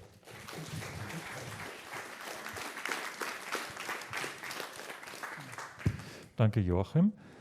Wir gehen jetzt, oder wir beleuchten jetzt ein bisschen einen anderen Aspekt von ME/CFS. Eines der vielen. Wir haben jetzt medizinische Dinge gesehen, wir haben über Forschung gehört, wir haben über die Stiftung gehört. Und jetzt gehen wir zu Community und Aktivismus. Die Andrea Strohriegel konnte leider heute nicht kommen, krankheitsbedingt. Sie hat uns aber zum Glück heute noch ein Video geschickt, das wir dann hier zeigen. Die Andrea Strohriegel oder Rhea Strawhill ist eine ehemalige Lehrerin und Bloggerin aus Wien, die selbst an ME/CFS erkrankt ist. Um für die Erkrankung Bewusstsein zu schaffen, begann sie 2019 auf Instagram über ihre Erfahrungen zu schreiben. 2020 startete sie ihren Blog. Seither ist sie auf verschiedenen Plattformen aktiv, um auf Themen wie unsichtbare Krankheiten, Ableismus und Inklusion aufmerksam zu machen. Hallo, mein Name ist Andrea Strohriegel. Ich kann heute leider aus gesundheitlichen Gründen nicht vor Ort dabei sein. ME/CFS ist leider eine Krankheit, die einen oft einen Strich durch die Rechnung macht, was Pläne anbelangt. Aber ich hoffe, mit diesem kurzen Video kann ich einen kleinen Beitrag leisten. Und zwar wollte ich heute ein paar Worte zum Thema Community und Aktivismus mit euch teilen. Und was kann man eigentlich als Gemeinschaft bewegen? Und kurz noch ein paar Worte zu mir. Ich bin Andrea Strohriegel, ich bin ehemalige Lehrerin und selbst betroffen von ME/CFS und konnte auch meinen Beruf wegen dieser Erkrankung nicht mehr ausüben. Und seit 2019, kurz nach meiner Diagnose, habe ich auch angefangen, öffentlich über das Thema zu schreiben. Einerseits, um es selbst für mich zu verarbeiten und um auch andere Menschen zu finden und mich zu vernetzen, die auch dieselben Erfahrungen haben, weil ich in meinem echten Leben sonst niemanden kannte und mich sehr einsam damit gefühlt habe. Und auch, weil ich einfach Aufmerksamkeit zu dem Thema schaffen wollte, weil auch niemand dieses Thema wirklich gekannt hat. In meinem Bekanntenkreis auch viele Ärzte und Ärztinnen kannten es nicht. Und ich hatte einfach ein Bedürfnis, Aufmerksamkeit dafür zu schaffen. Und seit 2019 bin ich auch ehrenamtlich bei der Österreichischen Gesellschaft für ME/CFS tätig. Und seit 2021 arbeite ich Teilzeit beim Österreichischen Behindertenrat in der Abteilung der Öffentlichkeitsarbeit. Und ich blogge unter dem Namen Rhea Strawhill. Man findet mich auf Instagram, auf meiner Homepage. Könnt ihr mir gerne schreiben, wenn ihr Fragen habt. Und einsteigen möchte ich gleich zu dem Punkt Sichtbarkeit. Sichtbarkeit ist so ein großes Stichwort, aber so ein unglaublich wichtiges Thema, weil Sichtbarkeit schafft Bewusstsein. Das, was in unserer Gesellschaft nicht sichtbar ist, dafür haben wir kein Bewusstsein und dafür finden wir dann auch keine Lösungen. Und deswegen ist Sichtbarkeit so unendlich wichtig. Es ist aber schwierig, Sichtbarkeit zu schaffen für Themen, die so wenig Beachtung finden, und es erfordert auch viel Mut, wenn Betroffene gerade bei einer Erkrankung, die sehr stigmatisiert ist, Bewusstsein für ein Thema schaffen wollen. Viele werden auch entmutigt, öffentlich über solche Themen zu sprechen, weil das sind Tabuthemen, darüber spricht man nicht. Und was ist, wenn zum Beispiel mal ein zukünftiger Arbeitgeber davon erfährt? Also aufgrund all dieser Vorurteile, die herrschen, werden Menschen mit chronischen Krankheiten immer noch wirklich diskriminiert und werden deshalb auch oft entmutigt, öffentlich wirklich dazuzustehen. Deshalb ist es oft dieser Schritt sehr schwierig, aber gegenseitige Unterstützung hilft, diesen Schritt zu gehen. Je mehr wir uns da gegenseitig unterstützen, desto besser schaffen wir es, Schritt für Schritt gegen diese Vorurteile anzukämpfen und diese Sichtbarkeit zu schaffen. Der nächste große Punkt ist die sogenannte Allyship, also MitstreiterInnen zu diesem Thema, die nicht selbst betroffen sind.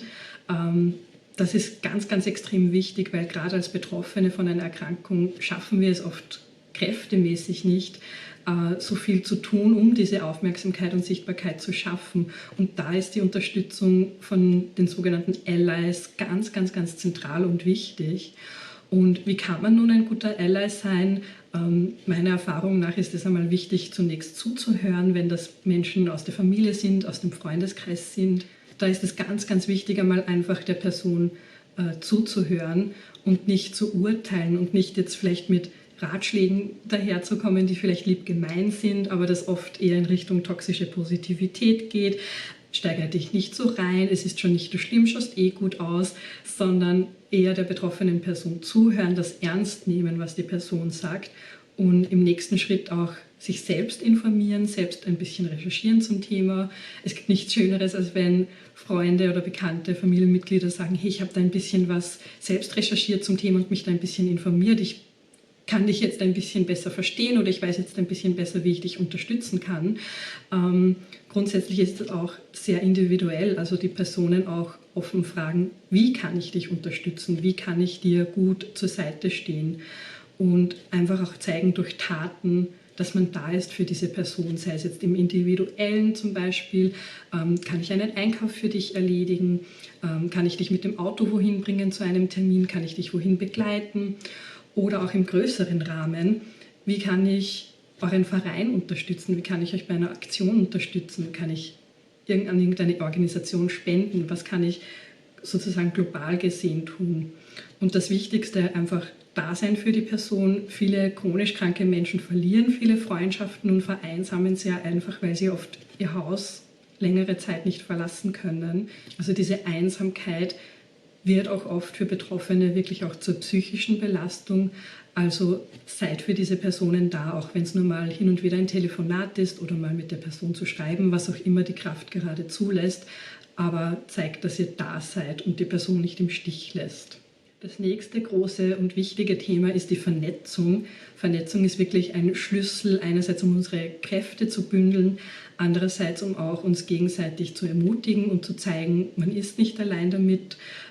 Das hat mir am Anfang der Erkrankung auch sehr, sehr viel Kraft gegeben, andere Betroffene kennenzulernen, auch wenn es nur online war. Aber dass man sieht, man ist damit nicht alleine und es gibt auch viele andere. Das kann eine unglaubliche Kraft auch geben, dass man weiß, man ist da nicht alleine damit. Und diese Community zu finden, das schafft viel gegenseitige Unterstützung, gegenseitiges Empowerment. Man kann das Wissen untereinander teilen, Tipps untereinander teilen und so weiter. Also das ist meiner Meinung nach eine große Ressource, diese Vernetzung in der Community. Es ist auch wichtig zu erwähnen, dass dies keine Einzelschicksale sind, sondern dass das wirklich systematische Probleme sind. Und systematische Probleme müssen auch systematisch gelöst werden. Und hier ist auch eine Vernetzung ein großer Schlüssel, zum Beispiel die Vernetzung verschiedener Organisationen untereinander, die Bündelung unserer Ressourcen und unserer Kräfte, die wir haben und Kompetenzen, die wir haben. Und auch die Unterstützung eben von Angehörigen und Allies, dass wir als Betroffene diesen Weg nicht ganz allein gehen, dass wir Unterstützungen haben, zum Beispiel Aktionen zu starten. Das wäre für Betroffene alleine gar nicht möglich, weil oft die Kraft einfach nicht ausreicht. Aber durch die Unterstützung von anderen, von Angehörigen, wird vieles möglich. Wichtig ist es hier auch immer, dass man am Ball bleibt, denn Veränderung erfordert Geduld und Beharrlichkeit, dass man nicht aufgibt. Und dass man sich gegenseitig auch immer wieder ermutigt, weil dieser Kampf ist ein langer Kampf, es ist ein Marathon und kein Sprint. Und das erfordert einfach viel, viel Kraft zu sagen, ich gebe nicht auf und ich bleibe dran. Und diese Aufmerksamkeit, die wir schaffen können durch Aktionen, sei es online oder offline, das ist beides wichtig. Online-Communities sind für Betroffene einfach ganz, ganz wichtig und das hat auch einen hohen Stellenwert. Und genauso braucht es aber auch oft Aktionen, die vor Ort wo stattfinden. Zum Beispiel die Demonstration am 12. Mai, die stattgefunden hat, organisiert von der ÖG MECFS, was ohne die Unterstützung von vielen Allies und Mitstreitern und Angehörigen nie möglich gewesen wäre. Aber dadurch konnten wir wirklich ein starkes Zeichen setzen. Und wenn man am Ball bleibt, dann trägt das irgendwann auch Früchte. Heuer war ein wirklich erfolgreiches Jahr, wenn man die Medienpräsenz bedenkt. Es gab, glaube ich, noch in keinem Jahr so viele Artikel zum Thema MECFS, wie das dieses Jahr der Fall war. Und Medienbeiträge, Fernsehberichte. Die Resonanz war wirklich groß, auch um den 12. Mai herum. Und all das wäre nicht möglich, wenn es nicht so viele Leute geben würde, die am Ball bleiben, die dranbleiben, so viele Allies und MitstreiterInnen, die uns da wirklich unterstützen. Und durch diese Sichtbarkeit, die da geschaffen wird und das Bewusstsein, ist es auch möglich, dass langfristig Veränderung passieren kann. Zum Schluss möchte ich noch ein paar Worte sagen zur Österreichischen Gesellschaft für MECFS. Man findet uns unter www.mecfs.at. Und wir sind eine PatientInnenorganisation aus Betroffenen und Angehörigen. Die 4 Säulen sozusagen der ÖG MECFS sind einerseits die Information und Unterstützung. Wir haben zum Beispiel eine Facebook-Gruppe, wo sich Betroffene untereinander austauschen können. Dann gibt es die Öffentlichkeitsarbeit, die Organisation von Aktionen und so weiter, um Aufmerksamkeit für das Thema zu schaffen. Dann die Organisation von Fortbildungen und Unterstützung von Forschungsprojekten und als ganz wichtiger Punkt auch die politische Arbeit, um wirklich langfristige Verbesserung zu erreichen. Zum Beispiel wurde dieses Jahr unsere Petition in den Gesundheitsausschuss übernommen als Entschließungsantrag und das wäre ohne diese Unterstützung von wirklich Tausenden Unterschriften nie möglich gewesen. Also ohne den Zusammenhalt vieler wäre vieles gar nicht so entstanden, wie es entstehen konnte. Und für diese Unterstützung sind wir unglaublich dankbar. Wie kann man unsere Arbeit unterstützen? Die ÖG MECFS wird durch Spenden finanziert, das heißt, unsere Arbeit wird durch Spenden erst ermöglicht. Spenden kann man zum Beispiel auf unserer Homepage. Wer mehr noch zur ÖG MECFS erfahren möchte, es gibt auch Flyer heute, die zur freien Entnahme da sind. Und wir sind unglaublich dankbar für jeden Betrag, der geleistet wird, weil wirklich jeder Cent hilft uns unglaublich viel weiter. Und wir sind wirklich sehr, sehr dankbar für jegliche Unterstützung, die wir bekommen. Also vielen Dank auch für diese tolle Veranstaltung, für diese Organisation im Künstlerhaus. Danke an alle Beteiligten, die heute hier dabei sind. Und vielen Dank auch ans Black Werkstudio fürs Möglichmachen dieser Veranstaltung und alle, die heute mitgeholfen haben, einen Beitrag geleistet haben. Und danke fürs Zuhören.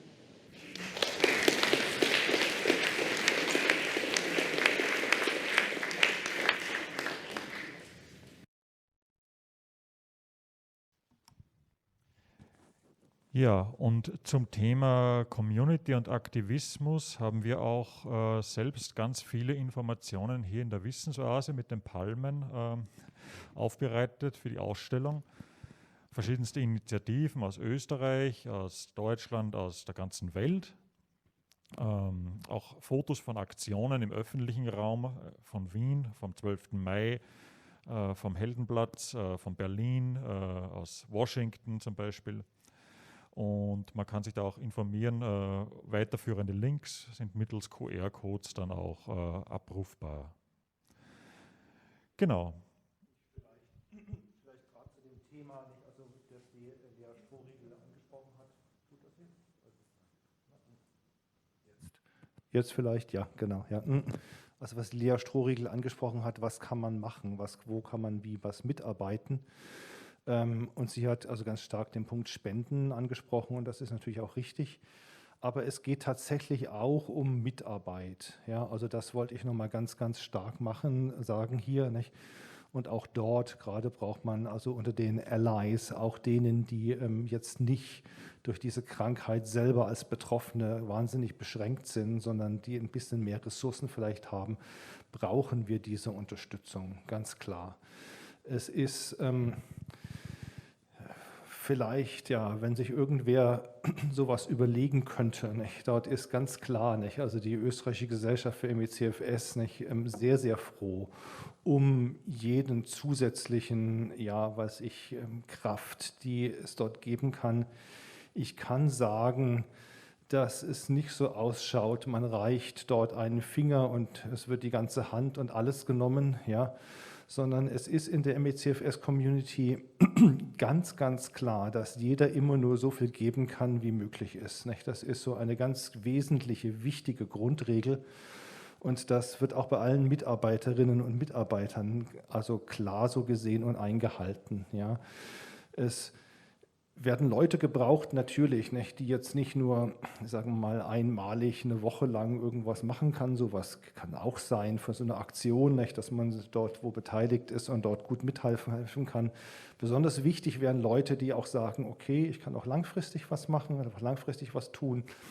Aber das muss nicht viel sein. Ja? Also das können auch eine ganz kleine Aufgabe sein, nicht, und wäre trotzdem unglaublich wertvoll. Das wollte ich hier noch einmal äußern. Ja, danke. Ja, und wir gehen jetzt weiter von der Community im Aktivismus hinein in ein ganz anderes Thema, und zwar in die Psychologie. MECFS hat ja ein Problem oder hatte schon seit langem ein Problem, dass es eben sehr häufig als psychische Erkrankung unter Anführungszeichen diagnostiziert wurde, abgewertet wurde auch oder wird, noch immer. Und es gibt hier, ja, es wird schon besser, sagen wir es mal so, es wird schon besser, aber es gibt noch immer diese Tendenz, MECFS eben zu psychologisieren oder zu psychiatrisieren. Und wir haben uns deswegen auch überlegt, bei unserem Programm jemanden einzuladen, der sich wirklich mit der Materie auskennt. Einer der wenigen Experten auch, genauso wie der Dr. Commander-Lett, einer der wenigen Ärzte für MECFS ist. So ist unser nächster Vortragender einer der wenigen Experten aus dem Bereich der Psychologie. Dr. Markus Gohle ist klinischer Psychologe und Gesundheitspsychologe sowie Philosoph und praktiziert in Linz.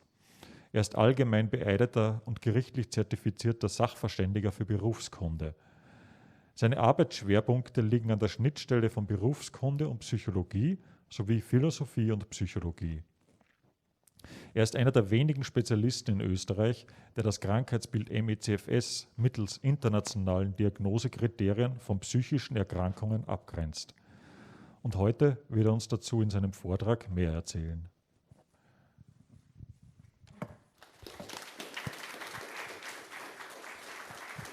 So, herzlich willkommen. Schön, dass ihr noch da seid. Ich bin auch noch da. Wir haben 20 Minuten gemeinsam. Wird schnell verfliegen. Ich werde aufs Wesentliche eingehen und blitzlichtartig die Punkte bringen. Falls ich zu lang bin, bitte was sagen, irgendein Zeichen geben und dann passt es. Ihr wisst ja, Philosophen, Psychologen reden gern, reden viel, aber ich probiere mich sehr im Zaum zu halten. Das Thema ist mir wichtig. Bevor ich beginne, um zu zeigen, wie die Psychologie beitragen kann, kleine persönliche Fußnote, warum ich das mache. So wie bei all meinen Vorrednerinnen, es ist der Zufall. Betroffen in meinem Freundes- und Bekanntenkreis mit dem MECFS und mehrere Zubuchungen zur Erwerbsunfähigkeitspension von betroffenen Personen. Und das seit 3 Jahren gehäuft. Und mein Punkt war, irgendwie, es gibt doch viele Ärzte in Österreich, die müssen das ja wissen und was ist denn das große Problem? Bis Betroffene bei mir in der Praxis gesessen sind, dann sieht man das Problem. Es ist nicht flächendeckend versorgt. Riesiger Wissensmangel, riesige Problemlagen. Und das will ich eben schauen und beitragen, dass das nicht mehr so in meinem Bereich besteht. Und schon starten wir in die Materie rein. Ich habe mir überlegt, ich werde an virtuellen Patienten, Patientinnen durchtragen, praktisch relevant machen. Wenn Personen in die psychologische Praxis kommen und über Erschöpfung klagen, kann das alles oder nichts sein. Himmel oder Hölle sein. Gravierend, nicht gravierend sein. Klick. Von ganz allgemeinen Symptomen auf der linken Seite, das, was wir alle können. Und ihr kennt die Sprüche. Ich bin einmal müde sind wir alle. Das hört man leider zuhauf. Bis hin zur rechten Seite, wo ME/CFS abgebildet ist. Und wenn man auf die Diagnosen schaut, tummelt sich eine große Bandbreite an möglichen Optionen, wie Erschöpfung tatsächlich sich äußert. Und ich wette was, viele Betroffene, viele Verwandte, viele Bekannte kennen die meisten Diagnosen. Riesige Bandbreite mit ganz, ganz vielen Wörtern. Und der Schmäh dabei, und ich möchte mir an den Vorredner anschließen, allzu oft passiert, dass Personen bei der PV Begutachtungstermine haben, ME/CFS-Diagnosen plötzlich in R53 umgeändert werden oder in Depression umgeändert werden. Einfach so. Aber das Problem ist, dass das schlichtweg verschiedene Sachverhalte sind. Andere Diagnosekriterien, andere Äthiologien, wie sie entstehen, ganz verschiedenartige andere Behandlungen, andere Prognosen, anderer Verlauf, andere Konsequenzen für den Arbeitsmarkt und die Arzttätigkeit. Deswegen ist es wichtig, die Diagnose richtig und gerade hinzubringen, damit man gut unterstützen kann. Und in der Diagnostik unterscheide ich 5 verschiedene Wege, 5 Module, nennen wir es so. Da unterscheiden wir uns von ärztlicher Seite nicht so viel. Aber ich möchte es noch einmal kurz erwähnen. Der erste Schritt. Befunde lesen, Akteneinsicht nehmen. Das ist nicht immer ein Befund. Es sind 2, 3 Mappen teilweise. Riesiges Konglomerat. Aber anschauen, lesen, würdigen. Bestenfalls Wort für Wort lesen von vorn bis hinten. Aber zumindest die Konklusion und die klinische Einschätzung am Schluss lesen, damit man einen Überblick hat. Es geht nichts übers Reden. ME/CFS-Anamnesen bedeuten, lang zu reden, zu sprechen, zuzuhören. Da eignen sich alle W-Fragen. Was, war wann, wie, warum, weshalb. Das macht die Anamnese aus, die Geschichte zu erzählen. Viele Befunde heißen eine ganz lange Leidenszeit und dem muss Rechnung getragen werden. Schließlich Erheben des psychopathologischen Status, sperriger Begriff, hast im Prinzip die psychischen Elementarfunktionen anzusehen, um abgrenzen zu können.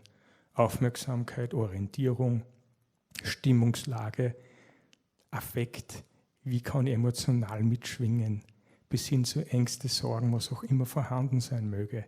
Das gehört abgeklärt, beobachtet, nachgefragt, systematisch. Psychologen wären nicht Psychologen, wenn sie nicht auch viele Testverfahren hätten. Notwendig. Damit werden die psychischen Elementarfunktionen besser, genauer, umfassender erhoben. Und das Gute dabei, man kann den Verlauf beobachten, von einem Messzeitpunkt zum nächsten. Aber das ist es nicht. Und der 5. Schritt ist, ME- und CFS-spezifische Fragebögen vorzugeben, Screeningbogen, Diagnostikpunkte vorzugeben. Glücklicherweise gibt es die in der Literatur. Leider sehr rar gesät, aber trotzdem vorhanden.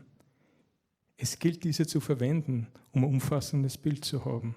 Also 5 Schritte, die ineinander greifen, die insgesamt den diagnostischen Prozess besser, runder, sauberer machen.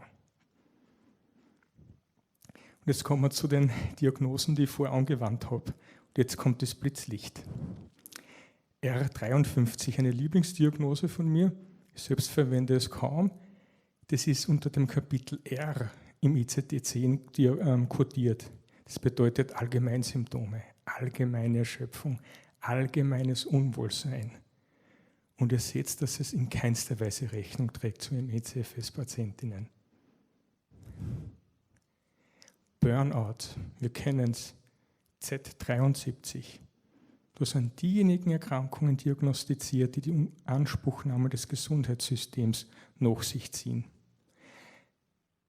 Burnout ist fast immer gekoppelt an Arbeitsüberlastung, mit affektiven Symptomen im Vordergrund, Gereiztheit, depressive Verstimmungen. Bei ME/CFS ist die Affektivität, die Stimmungslage unauffällig. Das ist ein Merkmal, das sich unterscheidet. Also jeder mit Erschöpfung hat kein Burnout. So geht es weiter mit der Anpassungsstörung. Die erste im Kapitel der psychischen Erkrankungen. Wesentlich ist, dass da immer ein auslösender Faktor dabei ist. Ein wesentlicher Faktor. Und auch da sind die affektiven Symptome im Vordergrund. Ängstlichkeit, Depressionen, gedrückte Stimmungen. All das ist nicht vordergründig bei ME/CFS. Auch da ist der Unterschied gegeben. Man muss nur genau hinschauen. Schließlich die weiteren Punkte. Liebling, Neurasthenie. Ihr seht es in Fett abgedruckt. Überbleibsel der Freudschen Ära, 19. bis 20. Jahrhundert. Neurasthenie ist so ein vages Konstrukt. Im Prinzip sagt Neurasthenie, Menschen sind erschöpft, sind gleich müde und haben weitere Symptome wie Schlafstörung. Punkt. Vage Konstrukte haben das Problem, dass so gut wie alles reinpasst. ME/CFS hat klare Diagnostikkriterien. Und die besten, die sie empirisch validiert haben, sind die von IOM und die kanadischen Konsenskriterien. Der Ursprung ist immer körperlicher, nicht von der Psyche auf den Körper. Also wichtiges Unterscheidungsmerkmal. Depressionen. Kardinalsymptome sind da getrickte Stimmungslage, Interessens-, Freudverlust, Antriebsverminderung und dergleichen. Aber bei ME/CFS-Patienten ist es nicht vordergründig. Und meine Lieblingsaussage, und ich zitiere haufenweise Patientinnen, ich will, aber ich kann nicht. Antrieb unauffällig und keine affektiven Symptome im Vordergrund. Wesentliches Unterscheidungsmerkmal. Zu guter Letzt, wir kennen es, alles nur psychisch. Wenn du nicht weißt, dass du depressiv bist, bist du es trotzdem. Alles nur psychisch bedingt. Nein. Somatisierungsstörungen haben den Hintergrund, dass ein ständiges Denken an den Krankheitsgeschehen vorrangig ist. Dass eine Menge an Befunde vorliegen und wo die körperlichen Befunde nicht dem Leidensdruck entsprechen. Sprichwort, aus einer Mücke einen Elefanten machen. Aber das ist nicht der Fall bei ME/CFS. Da gibt es keine Kausalrichtung, dass psychische Vorgänge, psychische Inhalte in den Körper hineingeladen, somatisiert werden. Und ebenso, obwohl Standarduntersuchungen negative Ergebnisse bringen, heißt es nicht notwendigerweise, dass es psychisch sein muss. Und da gehe an meine Vorrednerin, es gibt wunderbare Forschung, die aber keine Kassenleistung sind, die nicht üblicherweise nachgeschaut werden. Da gibt es eine riesige Bandbreite an Möglichkeiten. Das sagt die aktuelle Forschung. Also Standardlaboruntersuchungen negativ, schauen wir genauer hin, wird es positiv. Aber was machen wir denn jetzt damit? Wann ist denn dann eigentlich ME/CFS-Diagnose gerechtfertigt? Ich habe zwei Teile. Der erste ist der destruktive Teil, meine Wortwahl.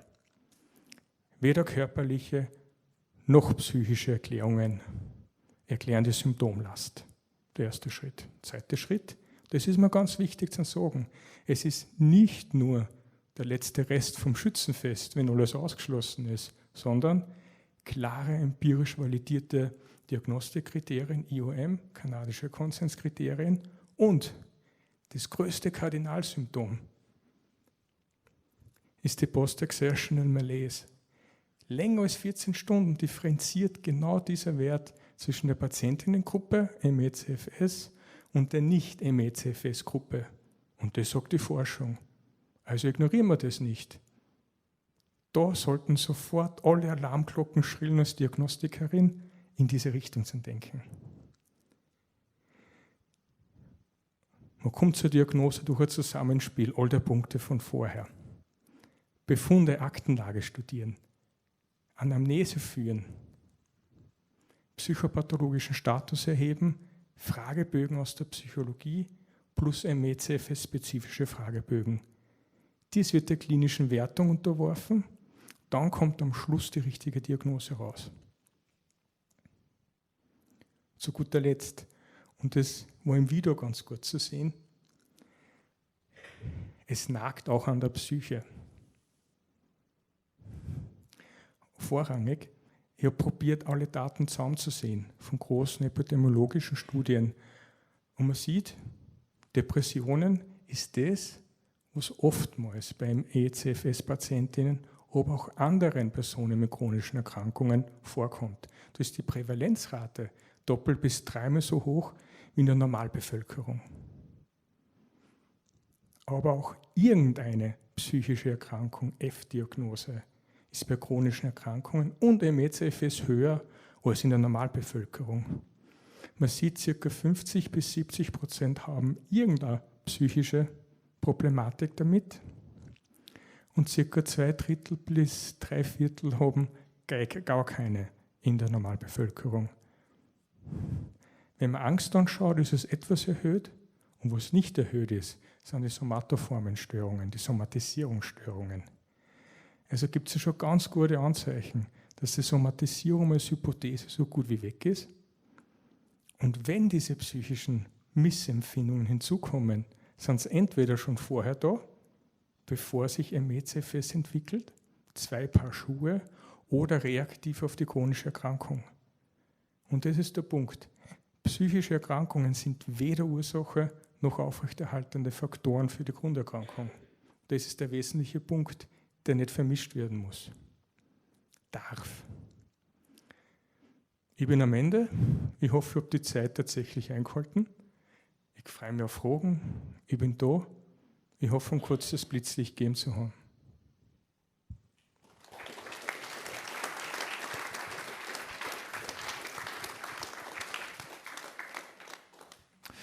Ja, herzlichen Dank für diesen sehr, sehr spannenden Vortrag. Gibt es jetzt aus dem Publikum Fragen? Ja.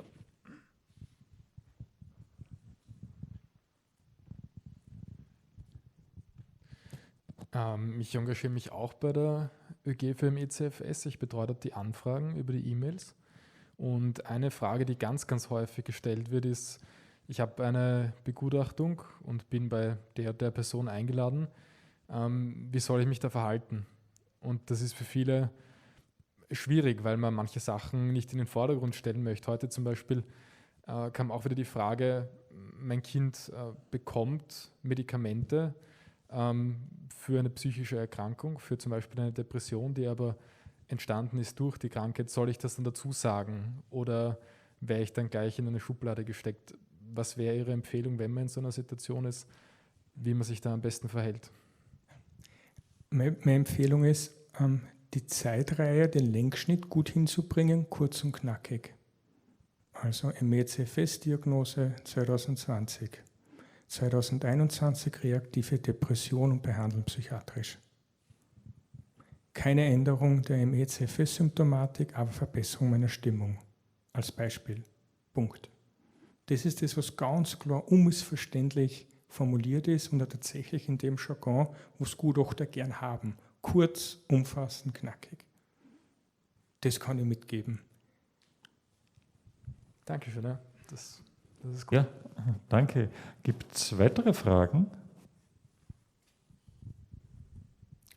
Sonst hätte ich auch noch ein paar.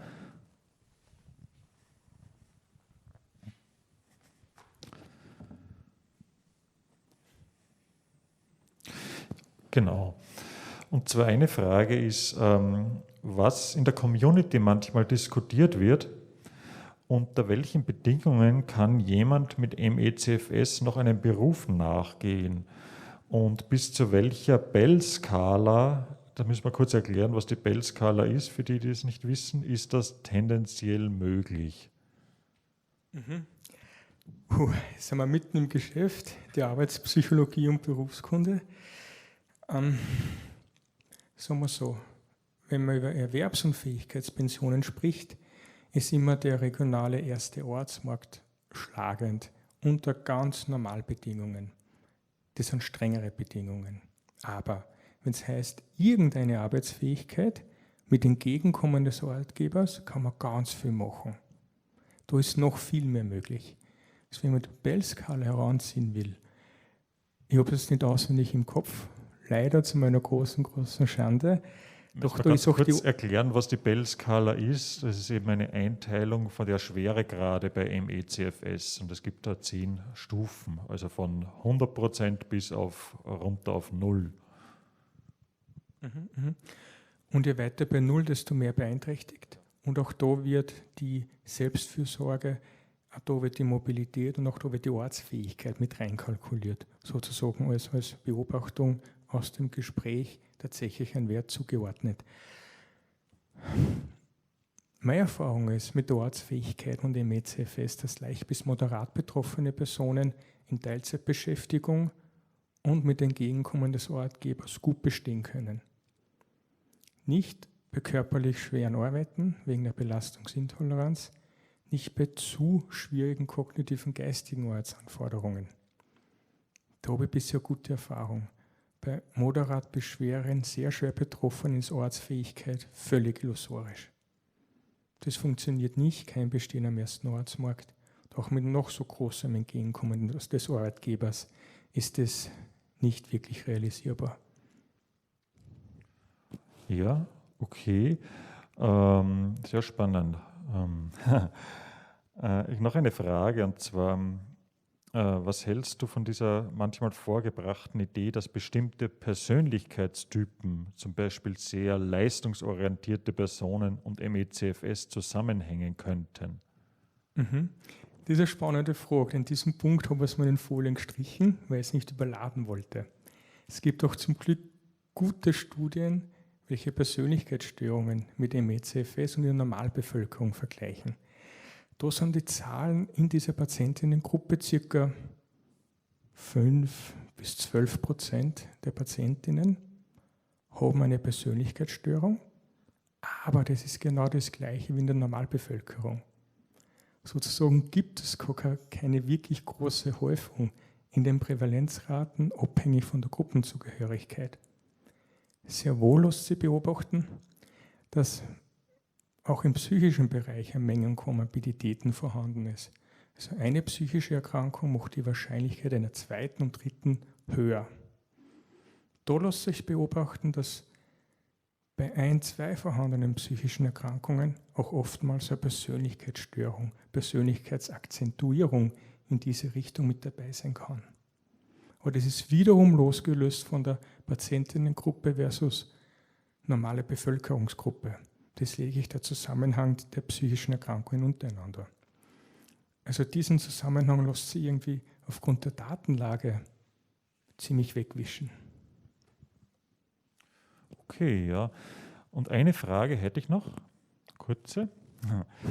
Wenn du Menschen mit MECFS beurteilst, wo liegen da die größten Herausforderungen, zum Beispiel bei Menschen mit schwerem MECFS?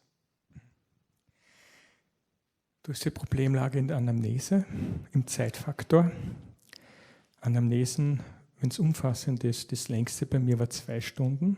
Das waren leicht bis moderat Betroffene. Das ist schwer Betroffenen nicht zuzumuten. Man muss die Anamnese aufspalten, man muss eine Fremdanamnese mit involvieren, Partner, Lebensgefährte, Familie und der Faktor der Fragebögen fällt weg. Dadurch wird es dann schwierig, alle Symptome ganz genau zu erfassen, weil die Datenlage nicht so umfassend ist, wie bei jemandem, wo der Schweregrad weniger ausgeprägt ist. Das ist die Herausforderung.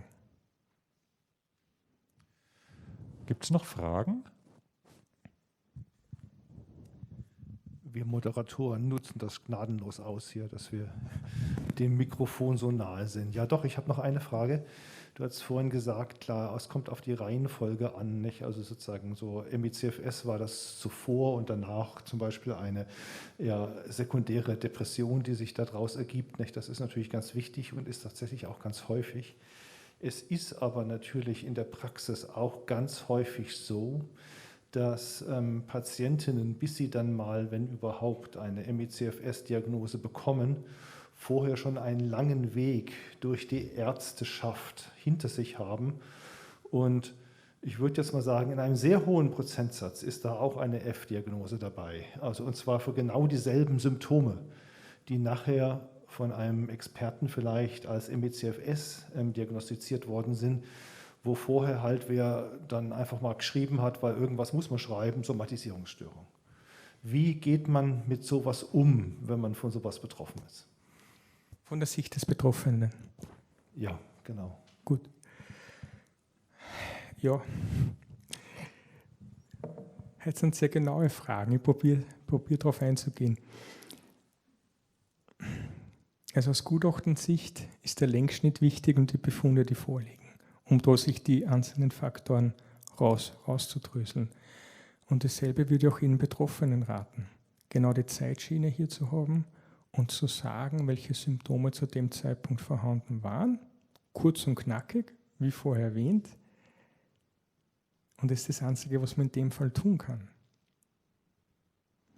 Darauf pochen, darauf beharren, wie es in dem Moment damals war. Und das ist es. Es wird dann im Laufe der Zeit später, wie du gesagt hast, anders klinisch gewertet, doch zu dem Zeitpunkt. Leider ist es so, ist die F-Diagnose vorhanden, ist die Somatisierungsstörung vorhanden. Man kann wirklich nur darauf bestehen, den Sachverhalt besser aufzuklären, den Sachverhalt besser rüberzubringen bei der nächsten Begutachtung. Das ist der Punkt, was man machen kann. Ist vielleicht etwas enttäuschend, doch das ist das, was man tun und beitragen kann. Also ich habe einige Bekannte, die jetzt eben begutachtet worden sind und denen ihr Problem ist, dass sie mittlerweile Diagnosen haben für Post-Covid, ME/CFS und so weiter. Aber der Gutachter schaut sich nichts an, hört ihnen nicht zu, da kann man noch so sehr auf Dinge pochen, das ist dem egal. Und dann hat man auf dem Wisch irgendwas stehen, hat 1000-mal mehr Stress, als was es einem was bringt. Und was macht man dann? Also mit einer Begutachtung, die dann so ausfällt, wo man sich als Angehöriger oder Zuhörender eigentlich nur die Haare raufen möchte. Da muss ich recht geben, diese Punkte höre ich auch immer wieder in meiner Praxis. Da hilft Pochen tatsächlich nicht. Da ist das einzige Mittel, nach dem Gutachten, wenn er Bescheid ergeht, Rechtsmittel einzulegen und dann entsprechend dagegen zu argumentieren, entweder anwaltlich oder mit einem Privatgutachten von Ärzten, Psychologinnen eurer Wahl, um dagegen zu halten. Und das ist ja die Frage mit Privatgutachten, weil diese Anfrage kriege ich immer wieder mal und ich möchte es noch einmal klarstellen. Privatgutachten ist der einzige Weg, gegen Bescheide, Gerichtsgutachten anzugehen und entweder werden diese Privatgutachten völlig ignoriert oder sie werden mit einbezogen. Es ist immer ein Glücksspiel. Man kann da absolut nichts versprechen. Doch es ist der einzige Weg, dagegen zu halten. Man muss klagen, man muss alle Möglichkeiten ausschöpfen. Das ist das, was man tun kann. Und ich kann auch euch raten, bei jeder Gerichtsverhandlung, lasst Gutachter einladen, zwingt sie es zur Erörterung des Gutachtens, bombardiert sie es mit Fragen, genau in dieser Art und Weise, weil dann müssen sie Rede und Antwort stellen. Denn als Gutachter bist du verpflichtet, der Gutachten zu erörtern vor Gericht, wenn das eine Partei verlangt. Nicht bei PV-Begutachtungen, aber da sind die Rechtsmittel nach der Bescheiderstellung möglich. Eine Sache vielleicht noch dazu, also die ÖG sammelt derzeit auch Erfahrungen in die Richtung. Also wenn man da auf der Homepage schaut, das ist gleich auf der Startseite angeschrieben, wenn man Erfahrungen gemacht hat in die Richtung, wenn man Gutachten erstellt bekommen hat, bei denen man sich nicht gut betreut gefühlt hat oder sonst negative Erfahrungen gesammelt hat, kann man das dort, also wir sammeln das kann man dort melden. Das Beste wäre natürlich, wenn man bereit wäre, tatsächlich auch die originalen Gutachten dort zu lassen. Ja, da muss man halt auch dafür bereit sein, aber prinzipiell wird das momentan gesammelt werden. Wir schauen, was man dann damit machen kann. Ich hätte selber auch noch eine Frage, und zwar auf der vorletzten Folie hat man gesehen, dass in den USA keine Daten für Somatisierungsstörungen da sind. Gibt es die Diagnose nicht in den USA? Nein, die gibt es schon, es wurde in dieser epidemiologischen Studie einfach nicht erfasst. Das war der einzige Punkt. Danke. Danke. Noch irgendwelche Fragen? Okay. Ja. Eine ganz kurze Frage zum Abschied, weil ich es schon so oft gelesen habe bei den Vordiagnosen. Vielleicht kannst du noch einmal als Fachmann erörtern, was ist eine Erschöpfungsdepression und wie kann man das am besten von der Fatigue-Symptomatik und PEM unterscheiden? Ja, Erschöpfungsdepression ist wieder ein wunderbares Zusammenzmixen von zwei verschiedenen Diagnosen, Depression und Burnout. Letztendlich der Unterschied ist im Vordergrund stehenden Symptomlage der affektiven Symptomen einerseits, Burnout, Depression, Erschöpfungsdepression, wie auch immer verbal benannt, und andererseits die Kardinalsymptomatik von PEM, Größe 14 Stunden bei MECFS. Das erlaubt an, tatsächlich gute Einteilungen zu machen. Auf das würde ich dann drauf schauen.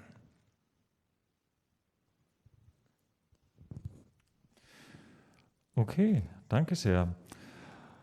Ja, wir sind schon fast wieder am Ende, aber es gibt noch was. Wir haben mit der Kunst begonnen und wir enden mit der Kunst. Es gibt jetzt von mir noch einen Programmpunkt, eine Performance. Wir machen jetzt kurz 5 Minuten Umbaupause und dann werde ich noch eine kleine Darbietung bringen.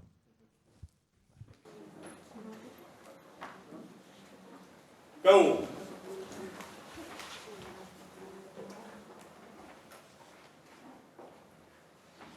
Stop! Go!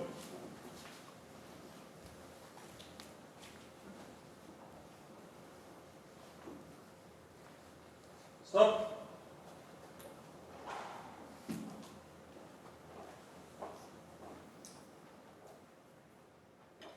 Go!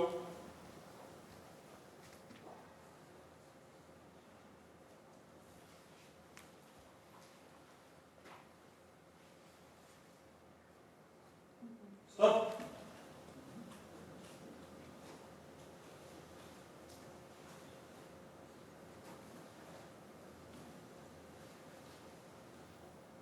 Go!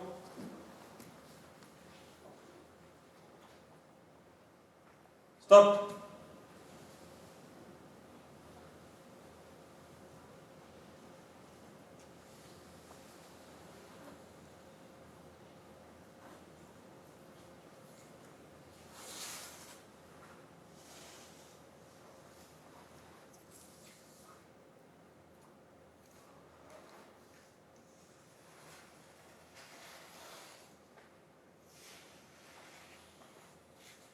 Go!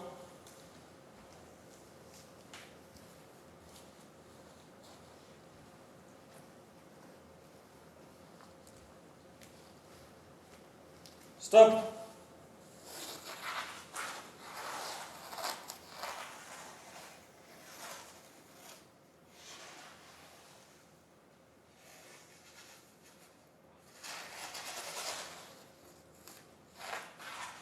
Go!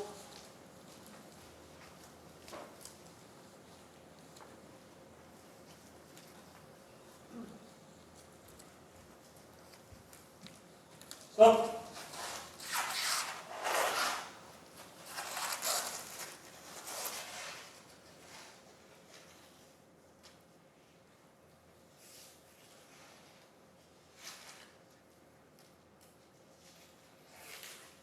Go!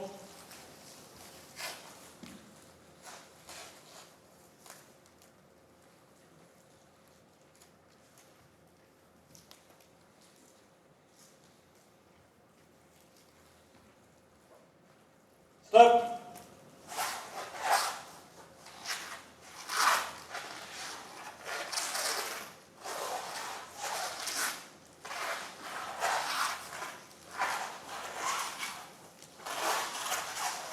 Go!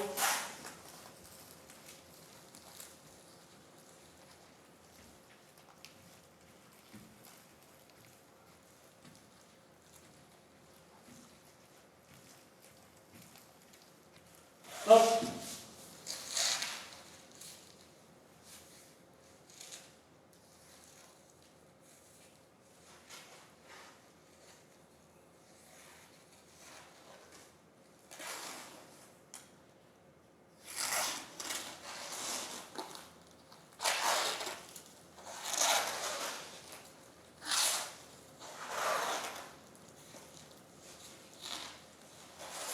Go.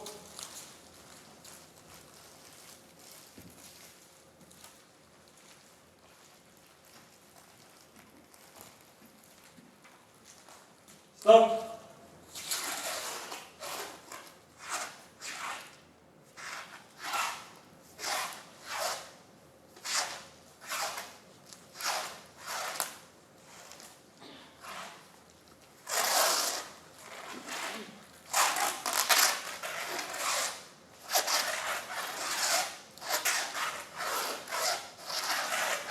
Go.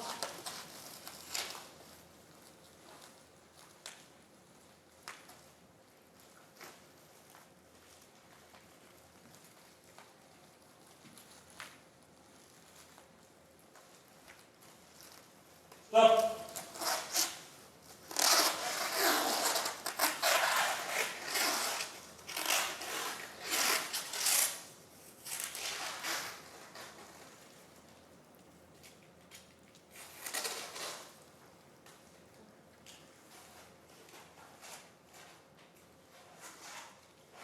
Go.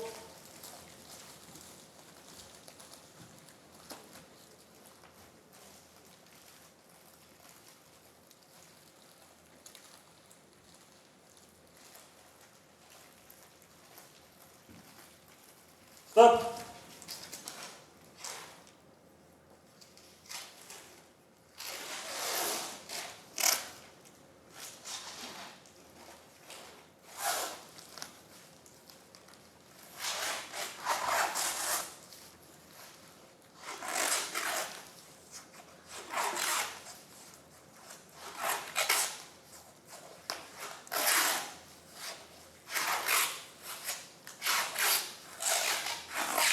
Go. Go. Go. Go.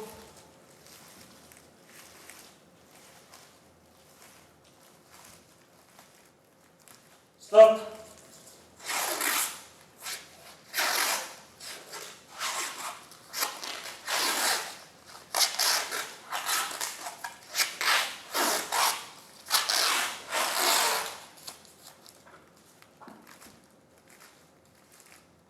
Go.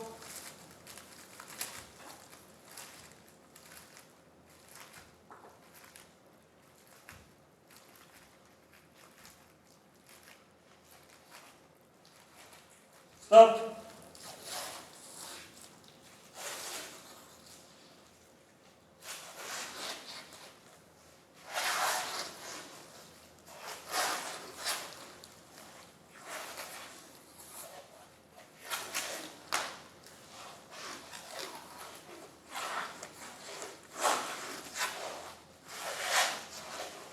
Go.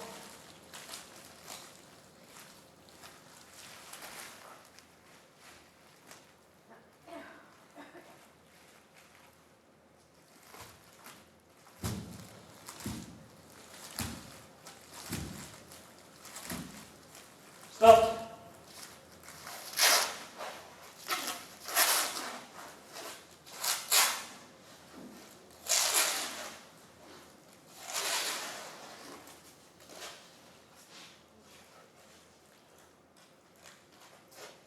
Go.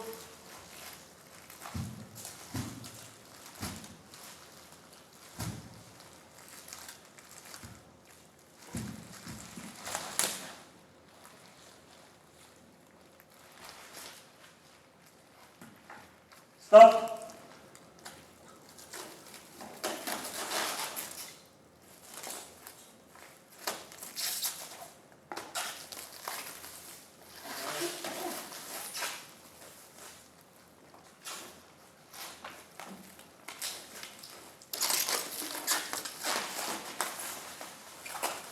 Go.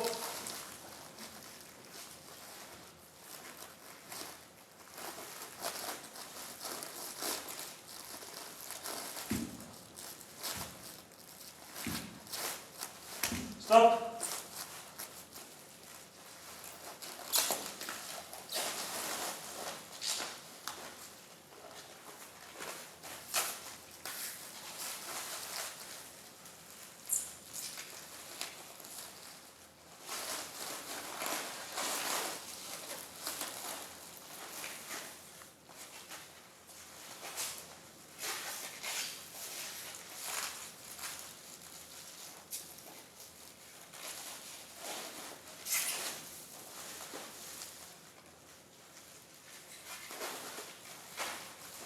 Go!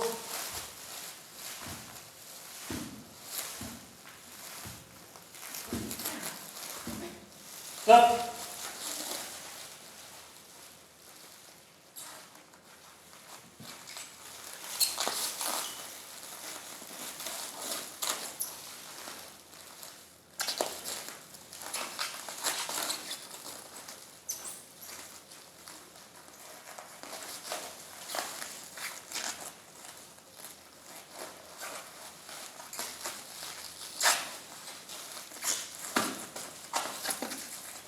Go!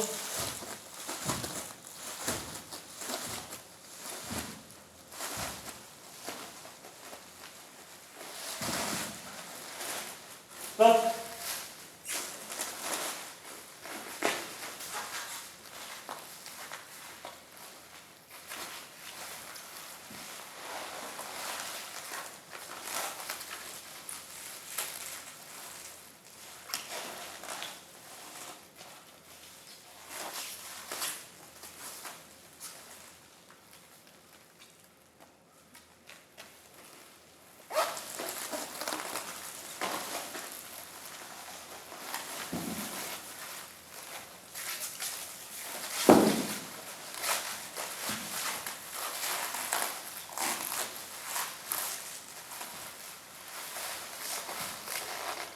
Go!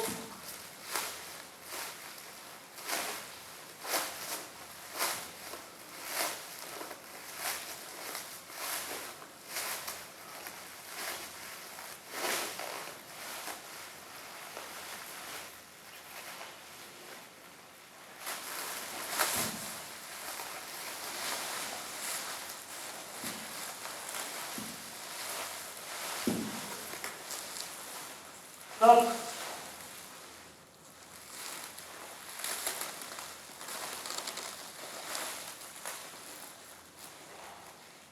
Go!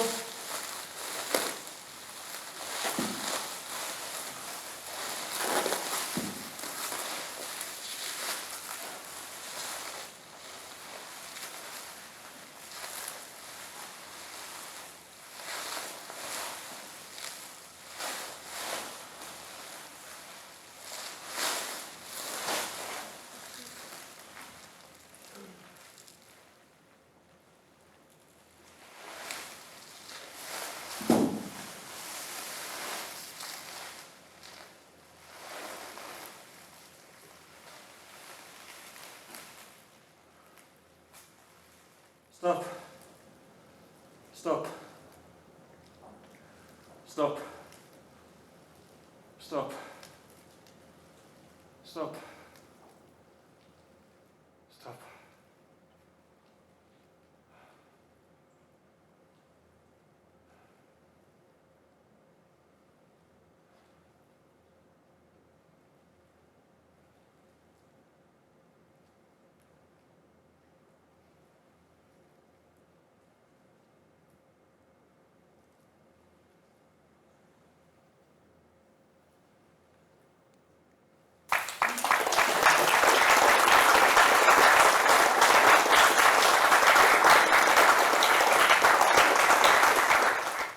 Ja, vielen Dank fürs Kommen.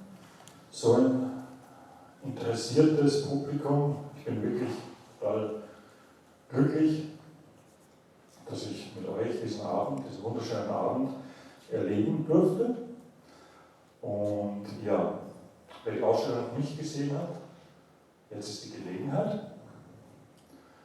Und ja, ich hoffe, dass wir gemeinsam bei diesem Thema weiterkommen, ob in der Kunst, ob in der Wissenschaft, in der Medizin,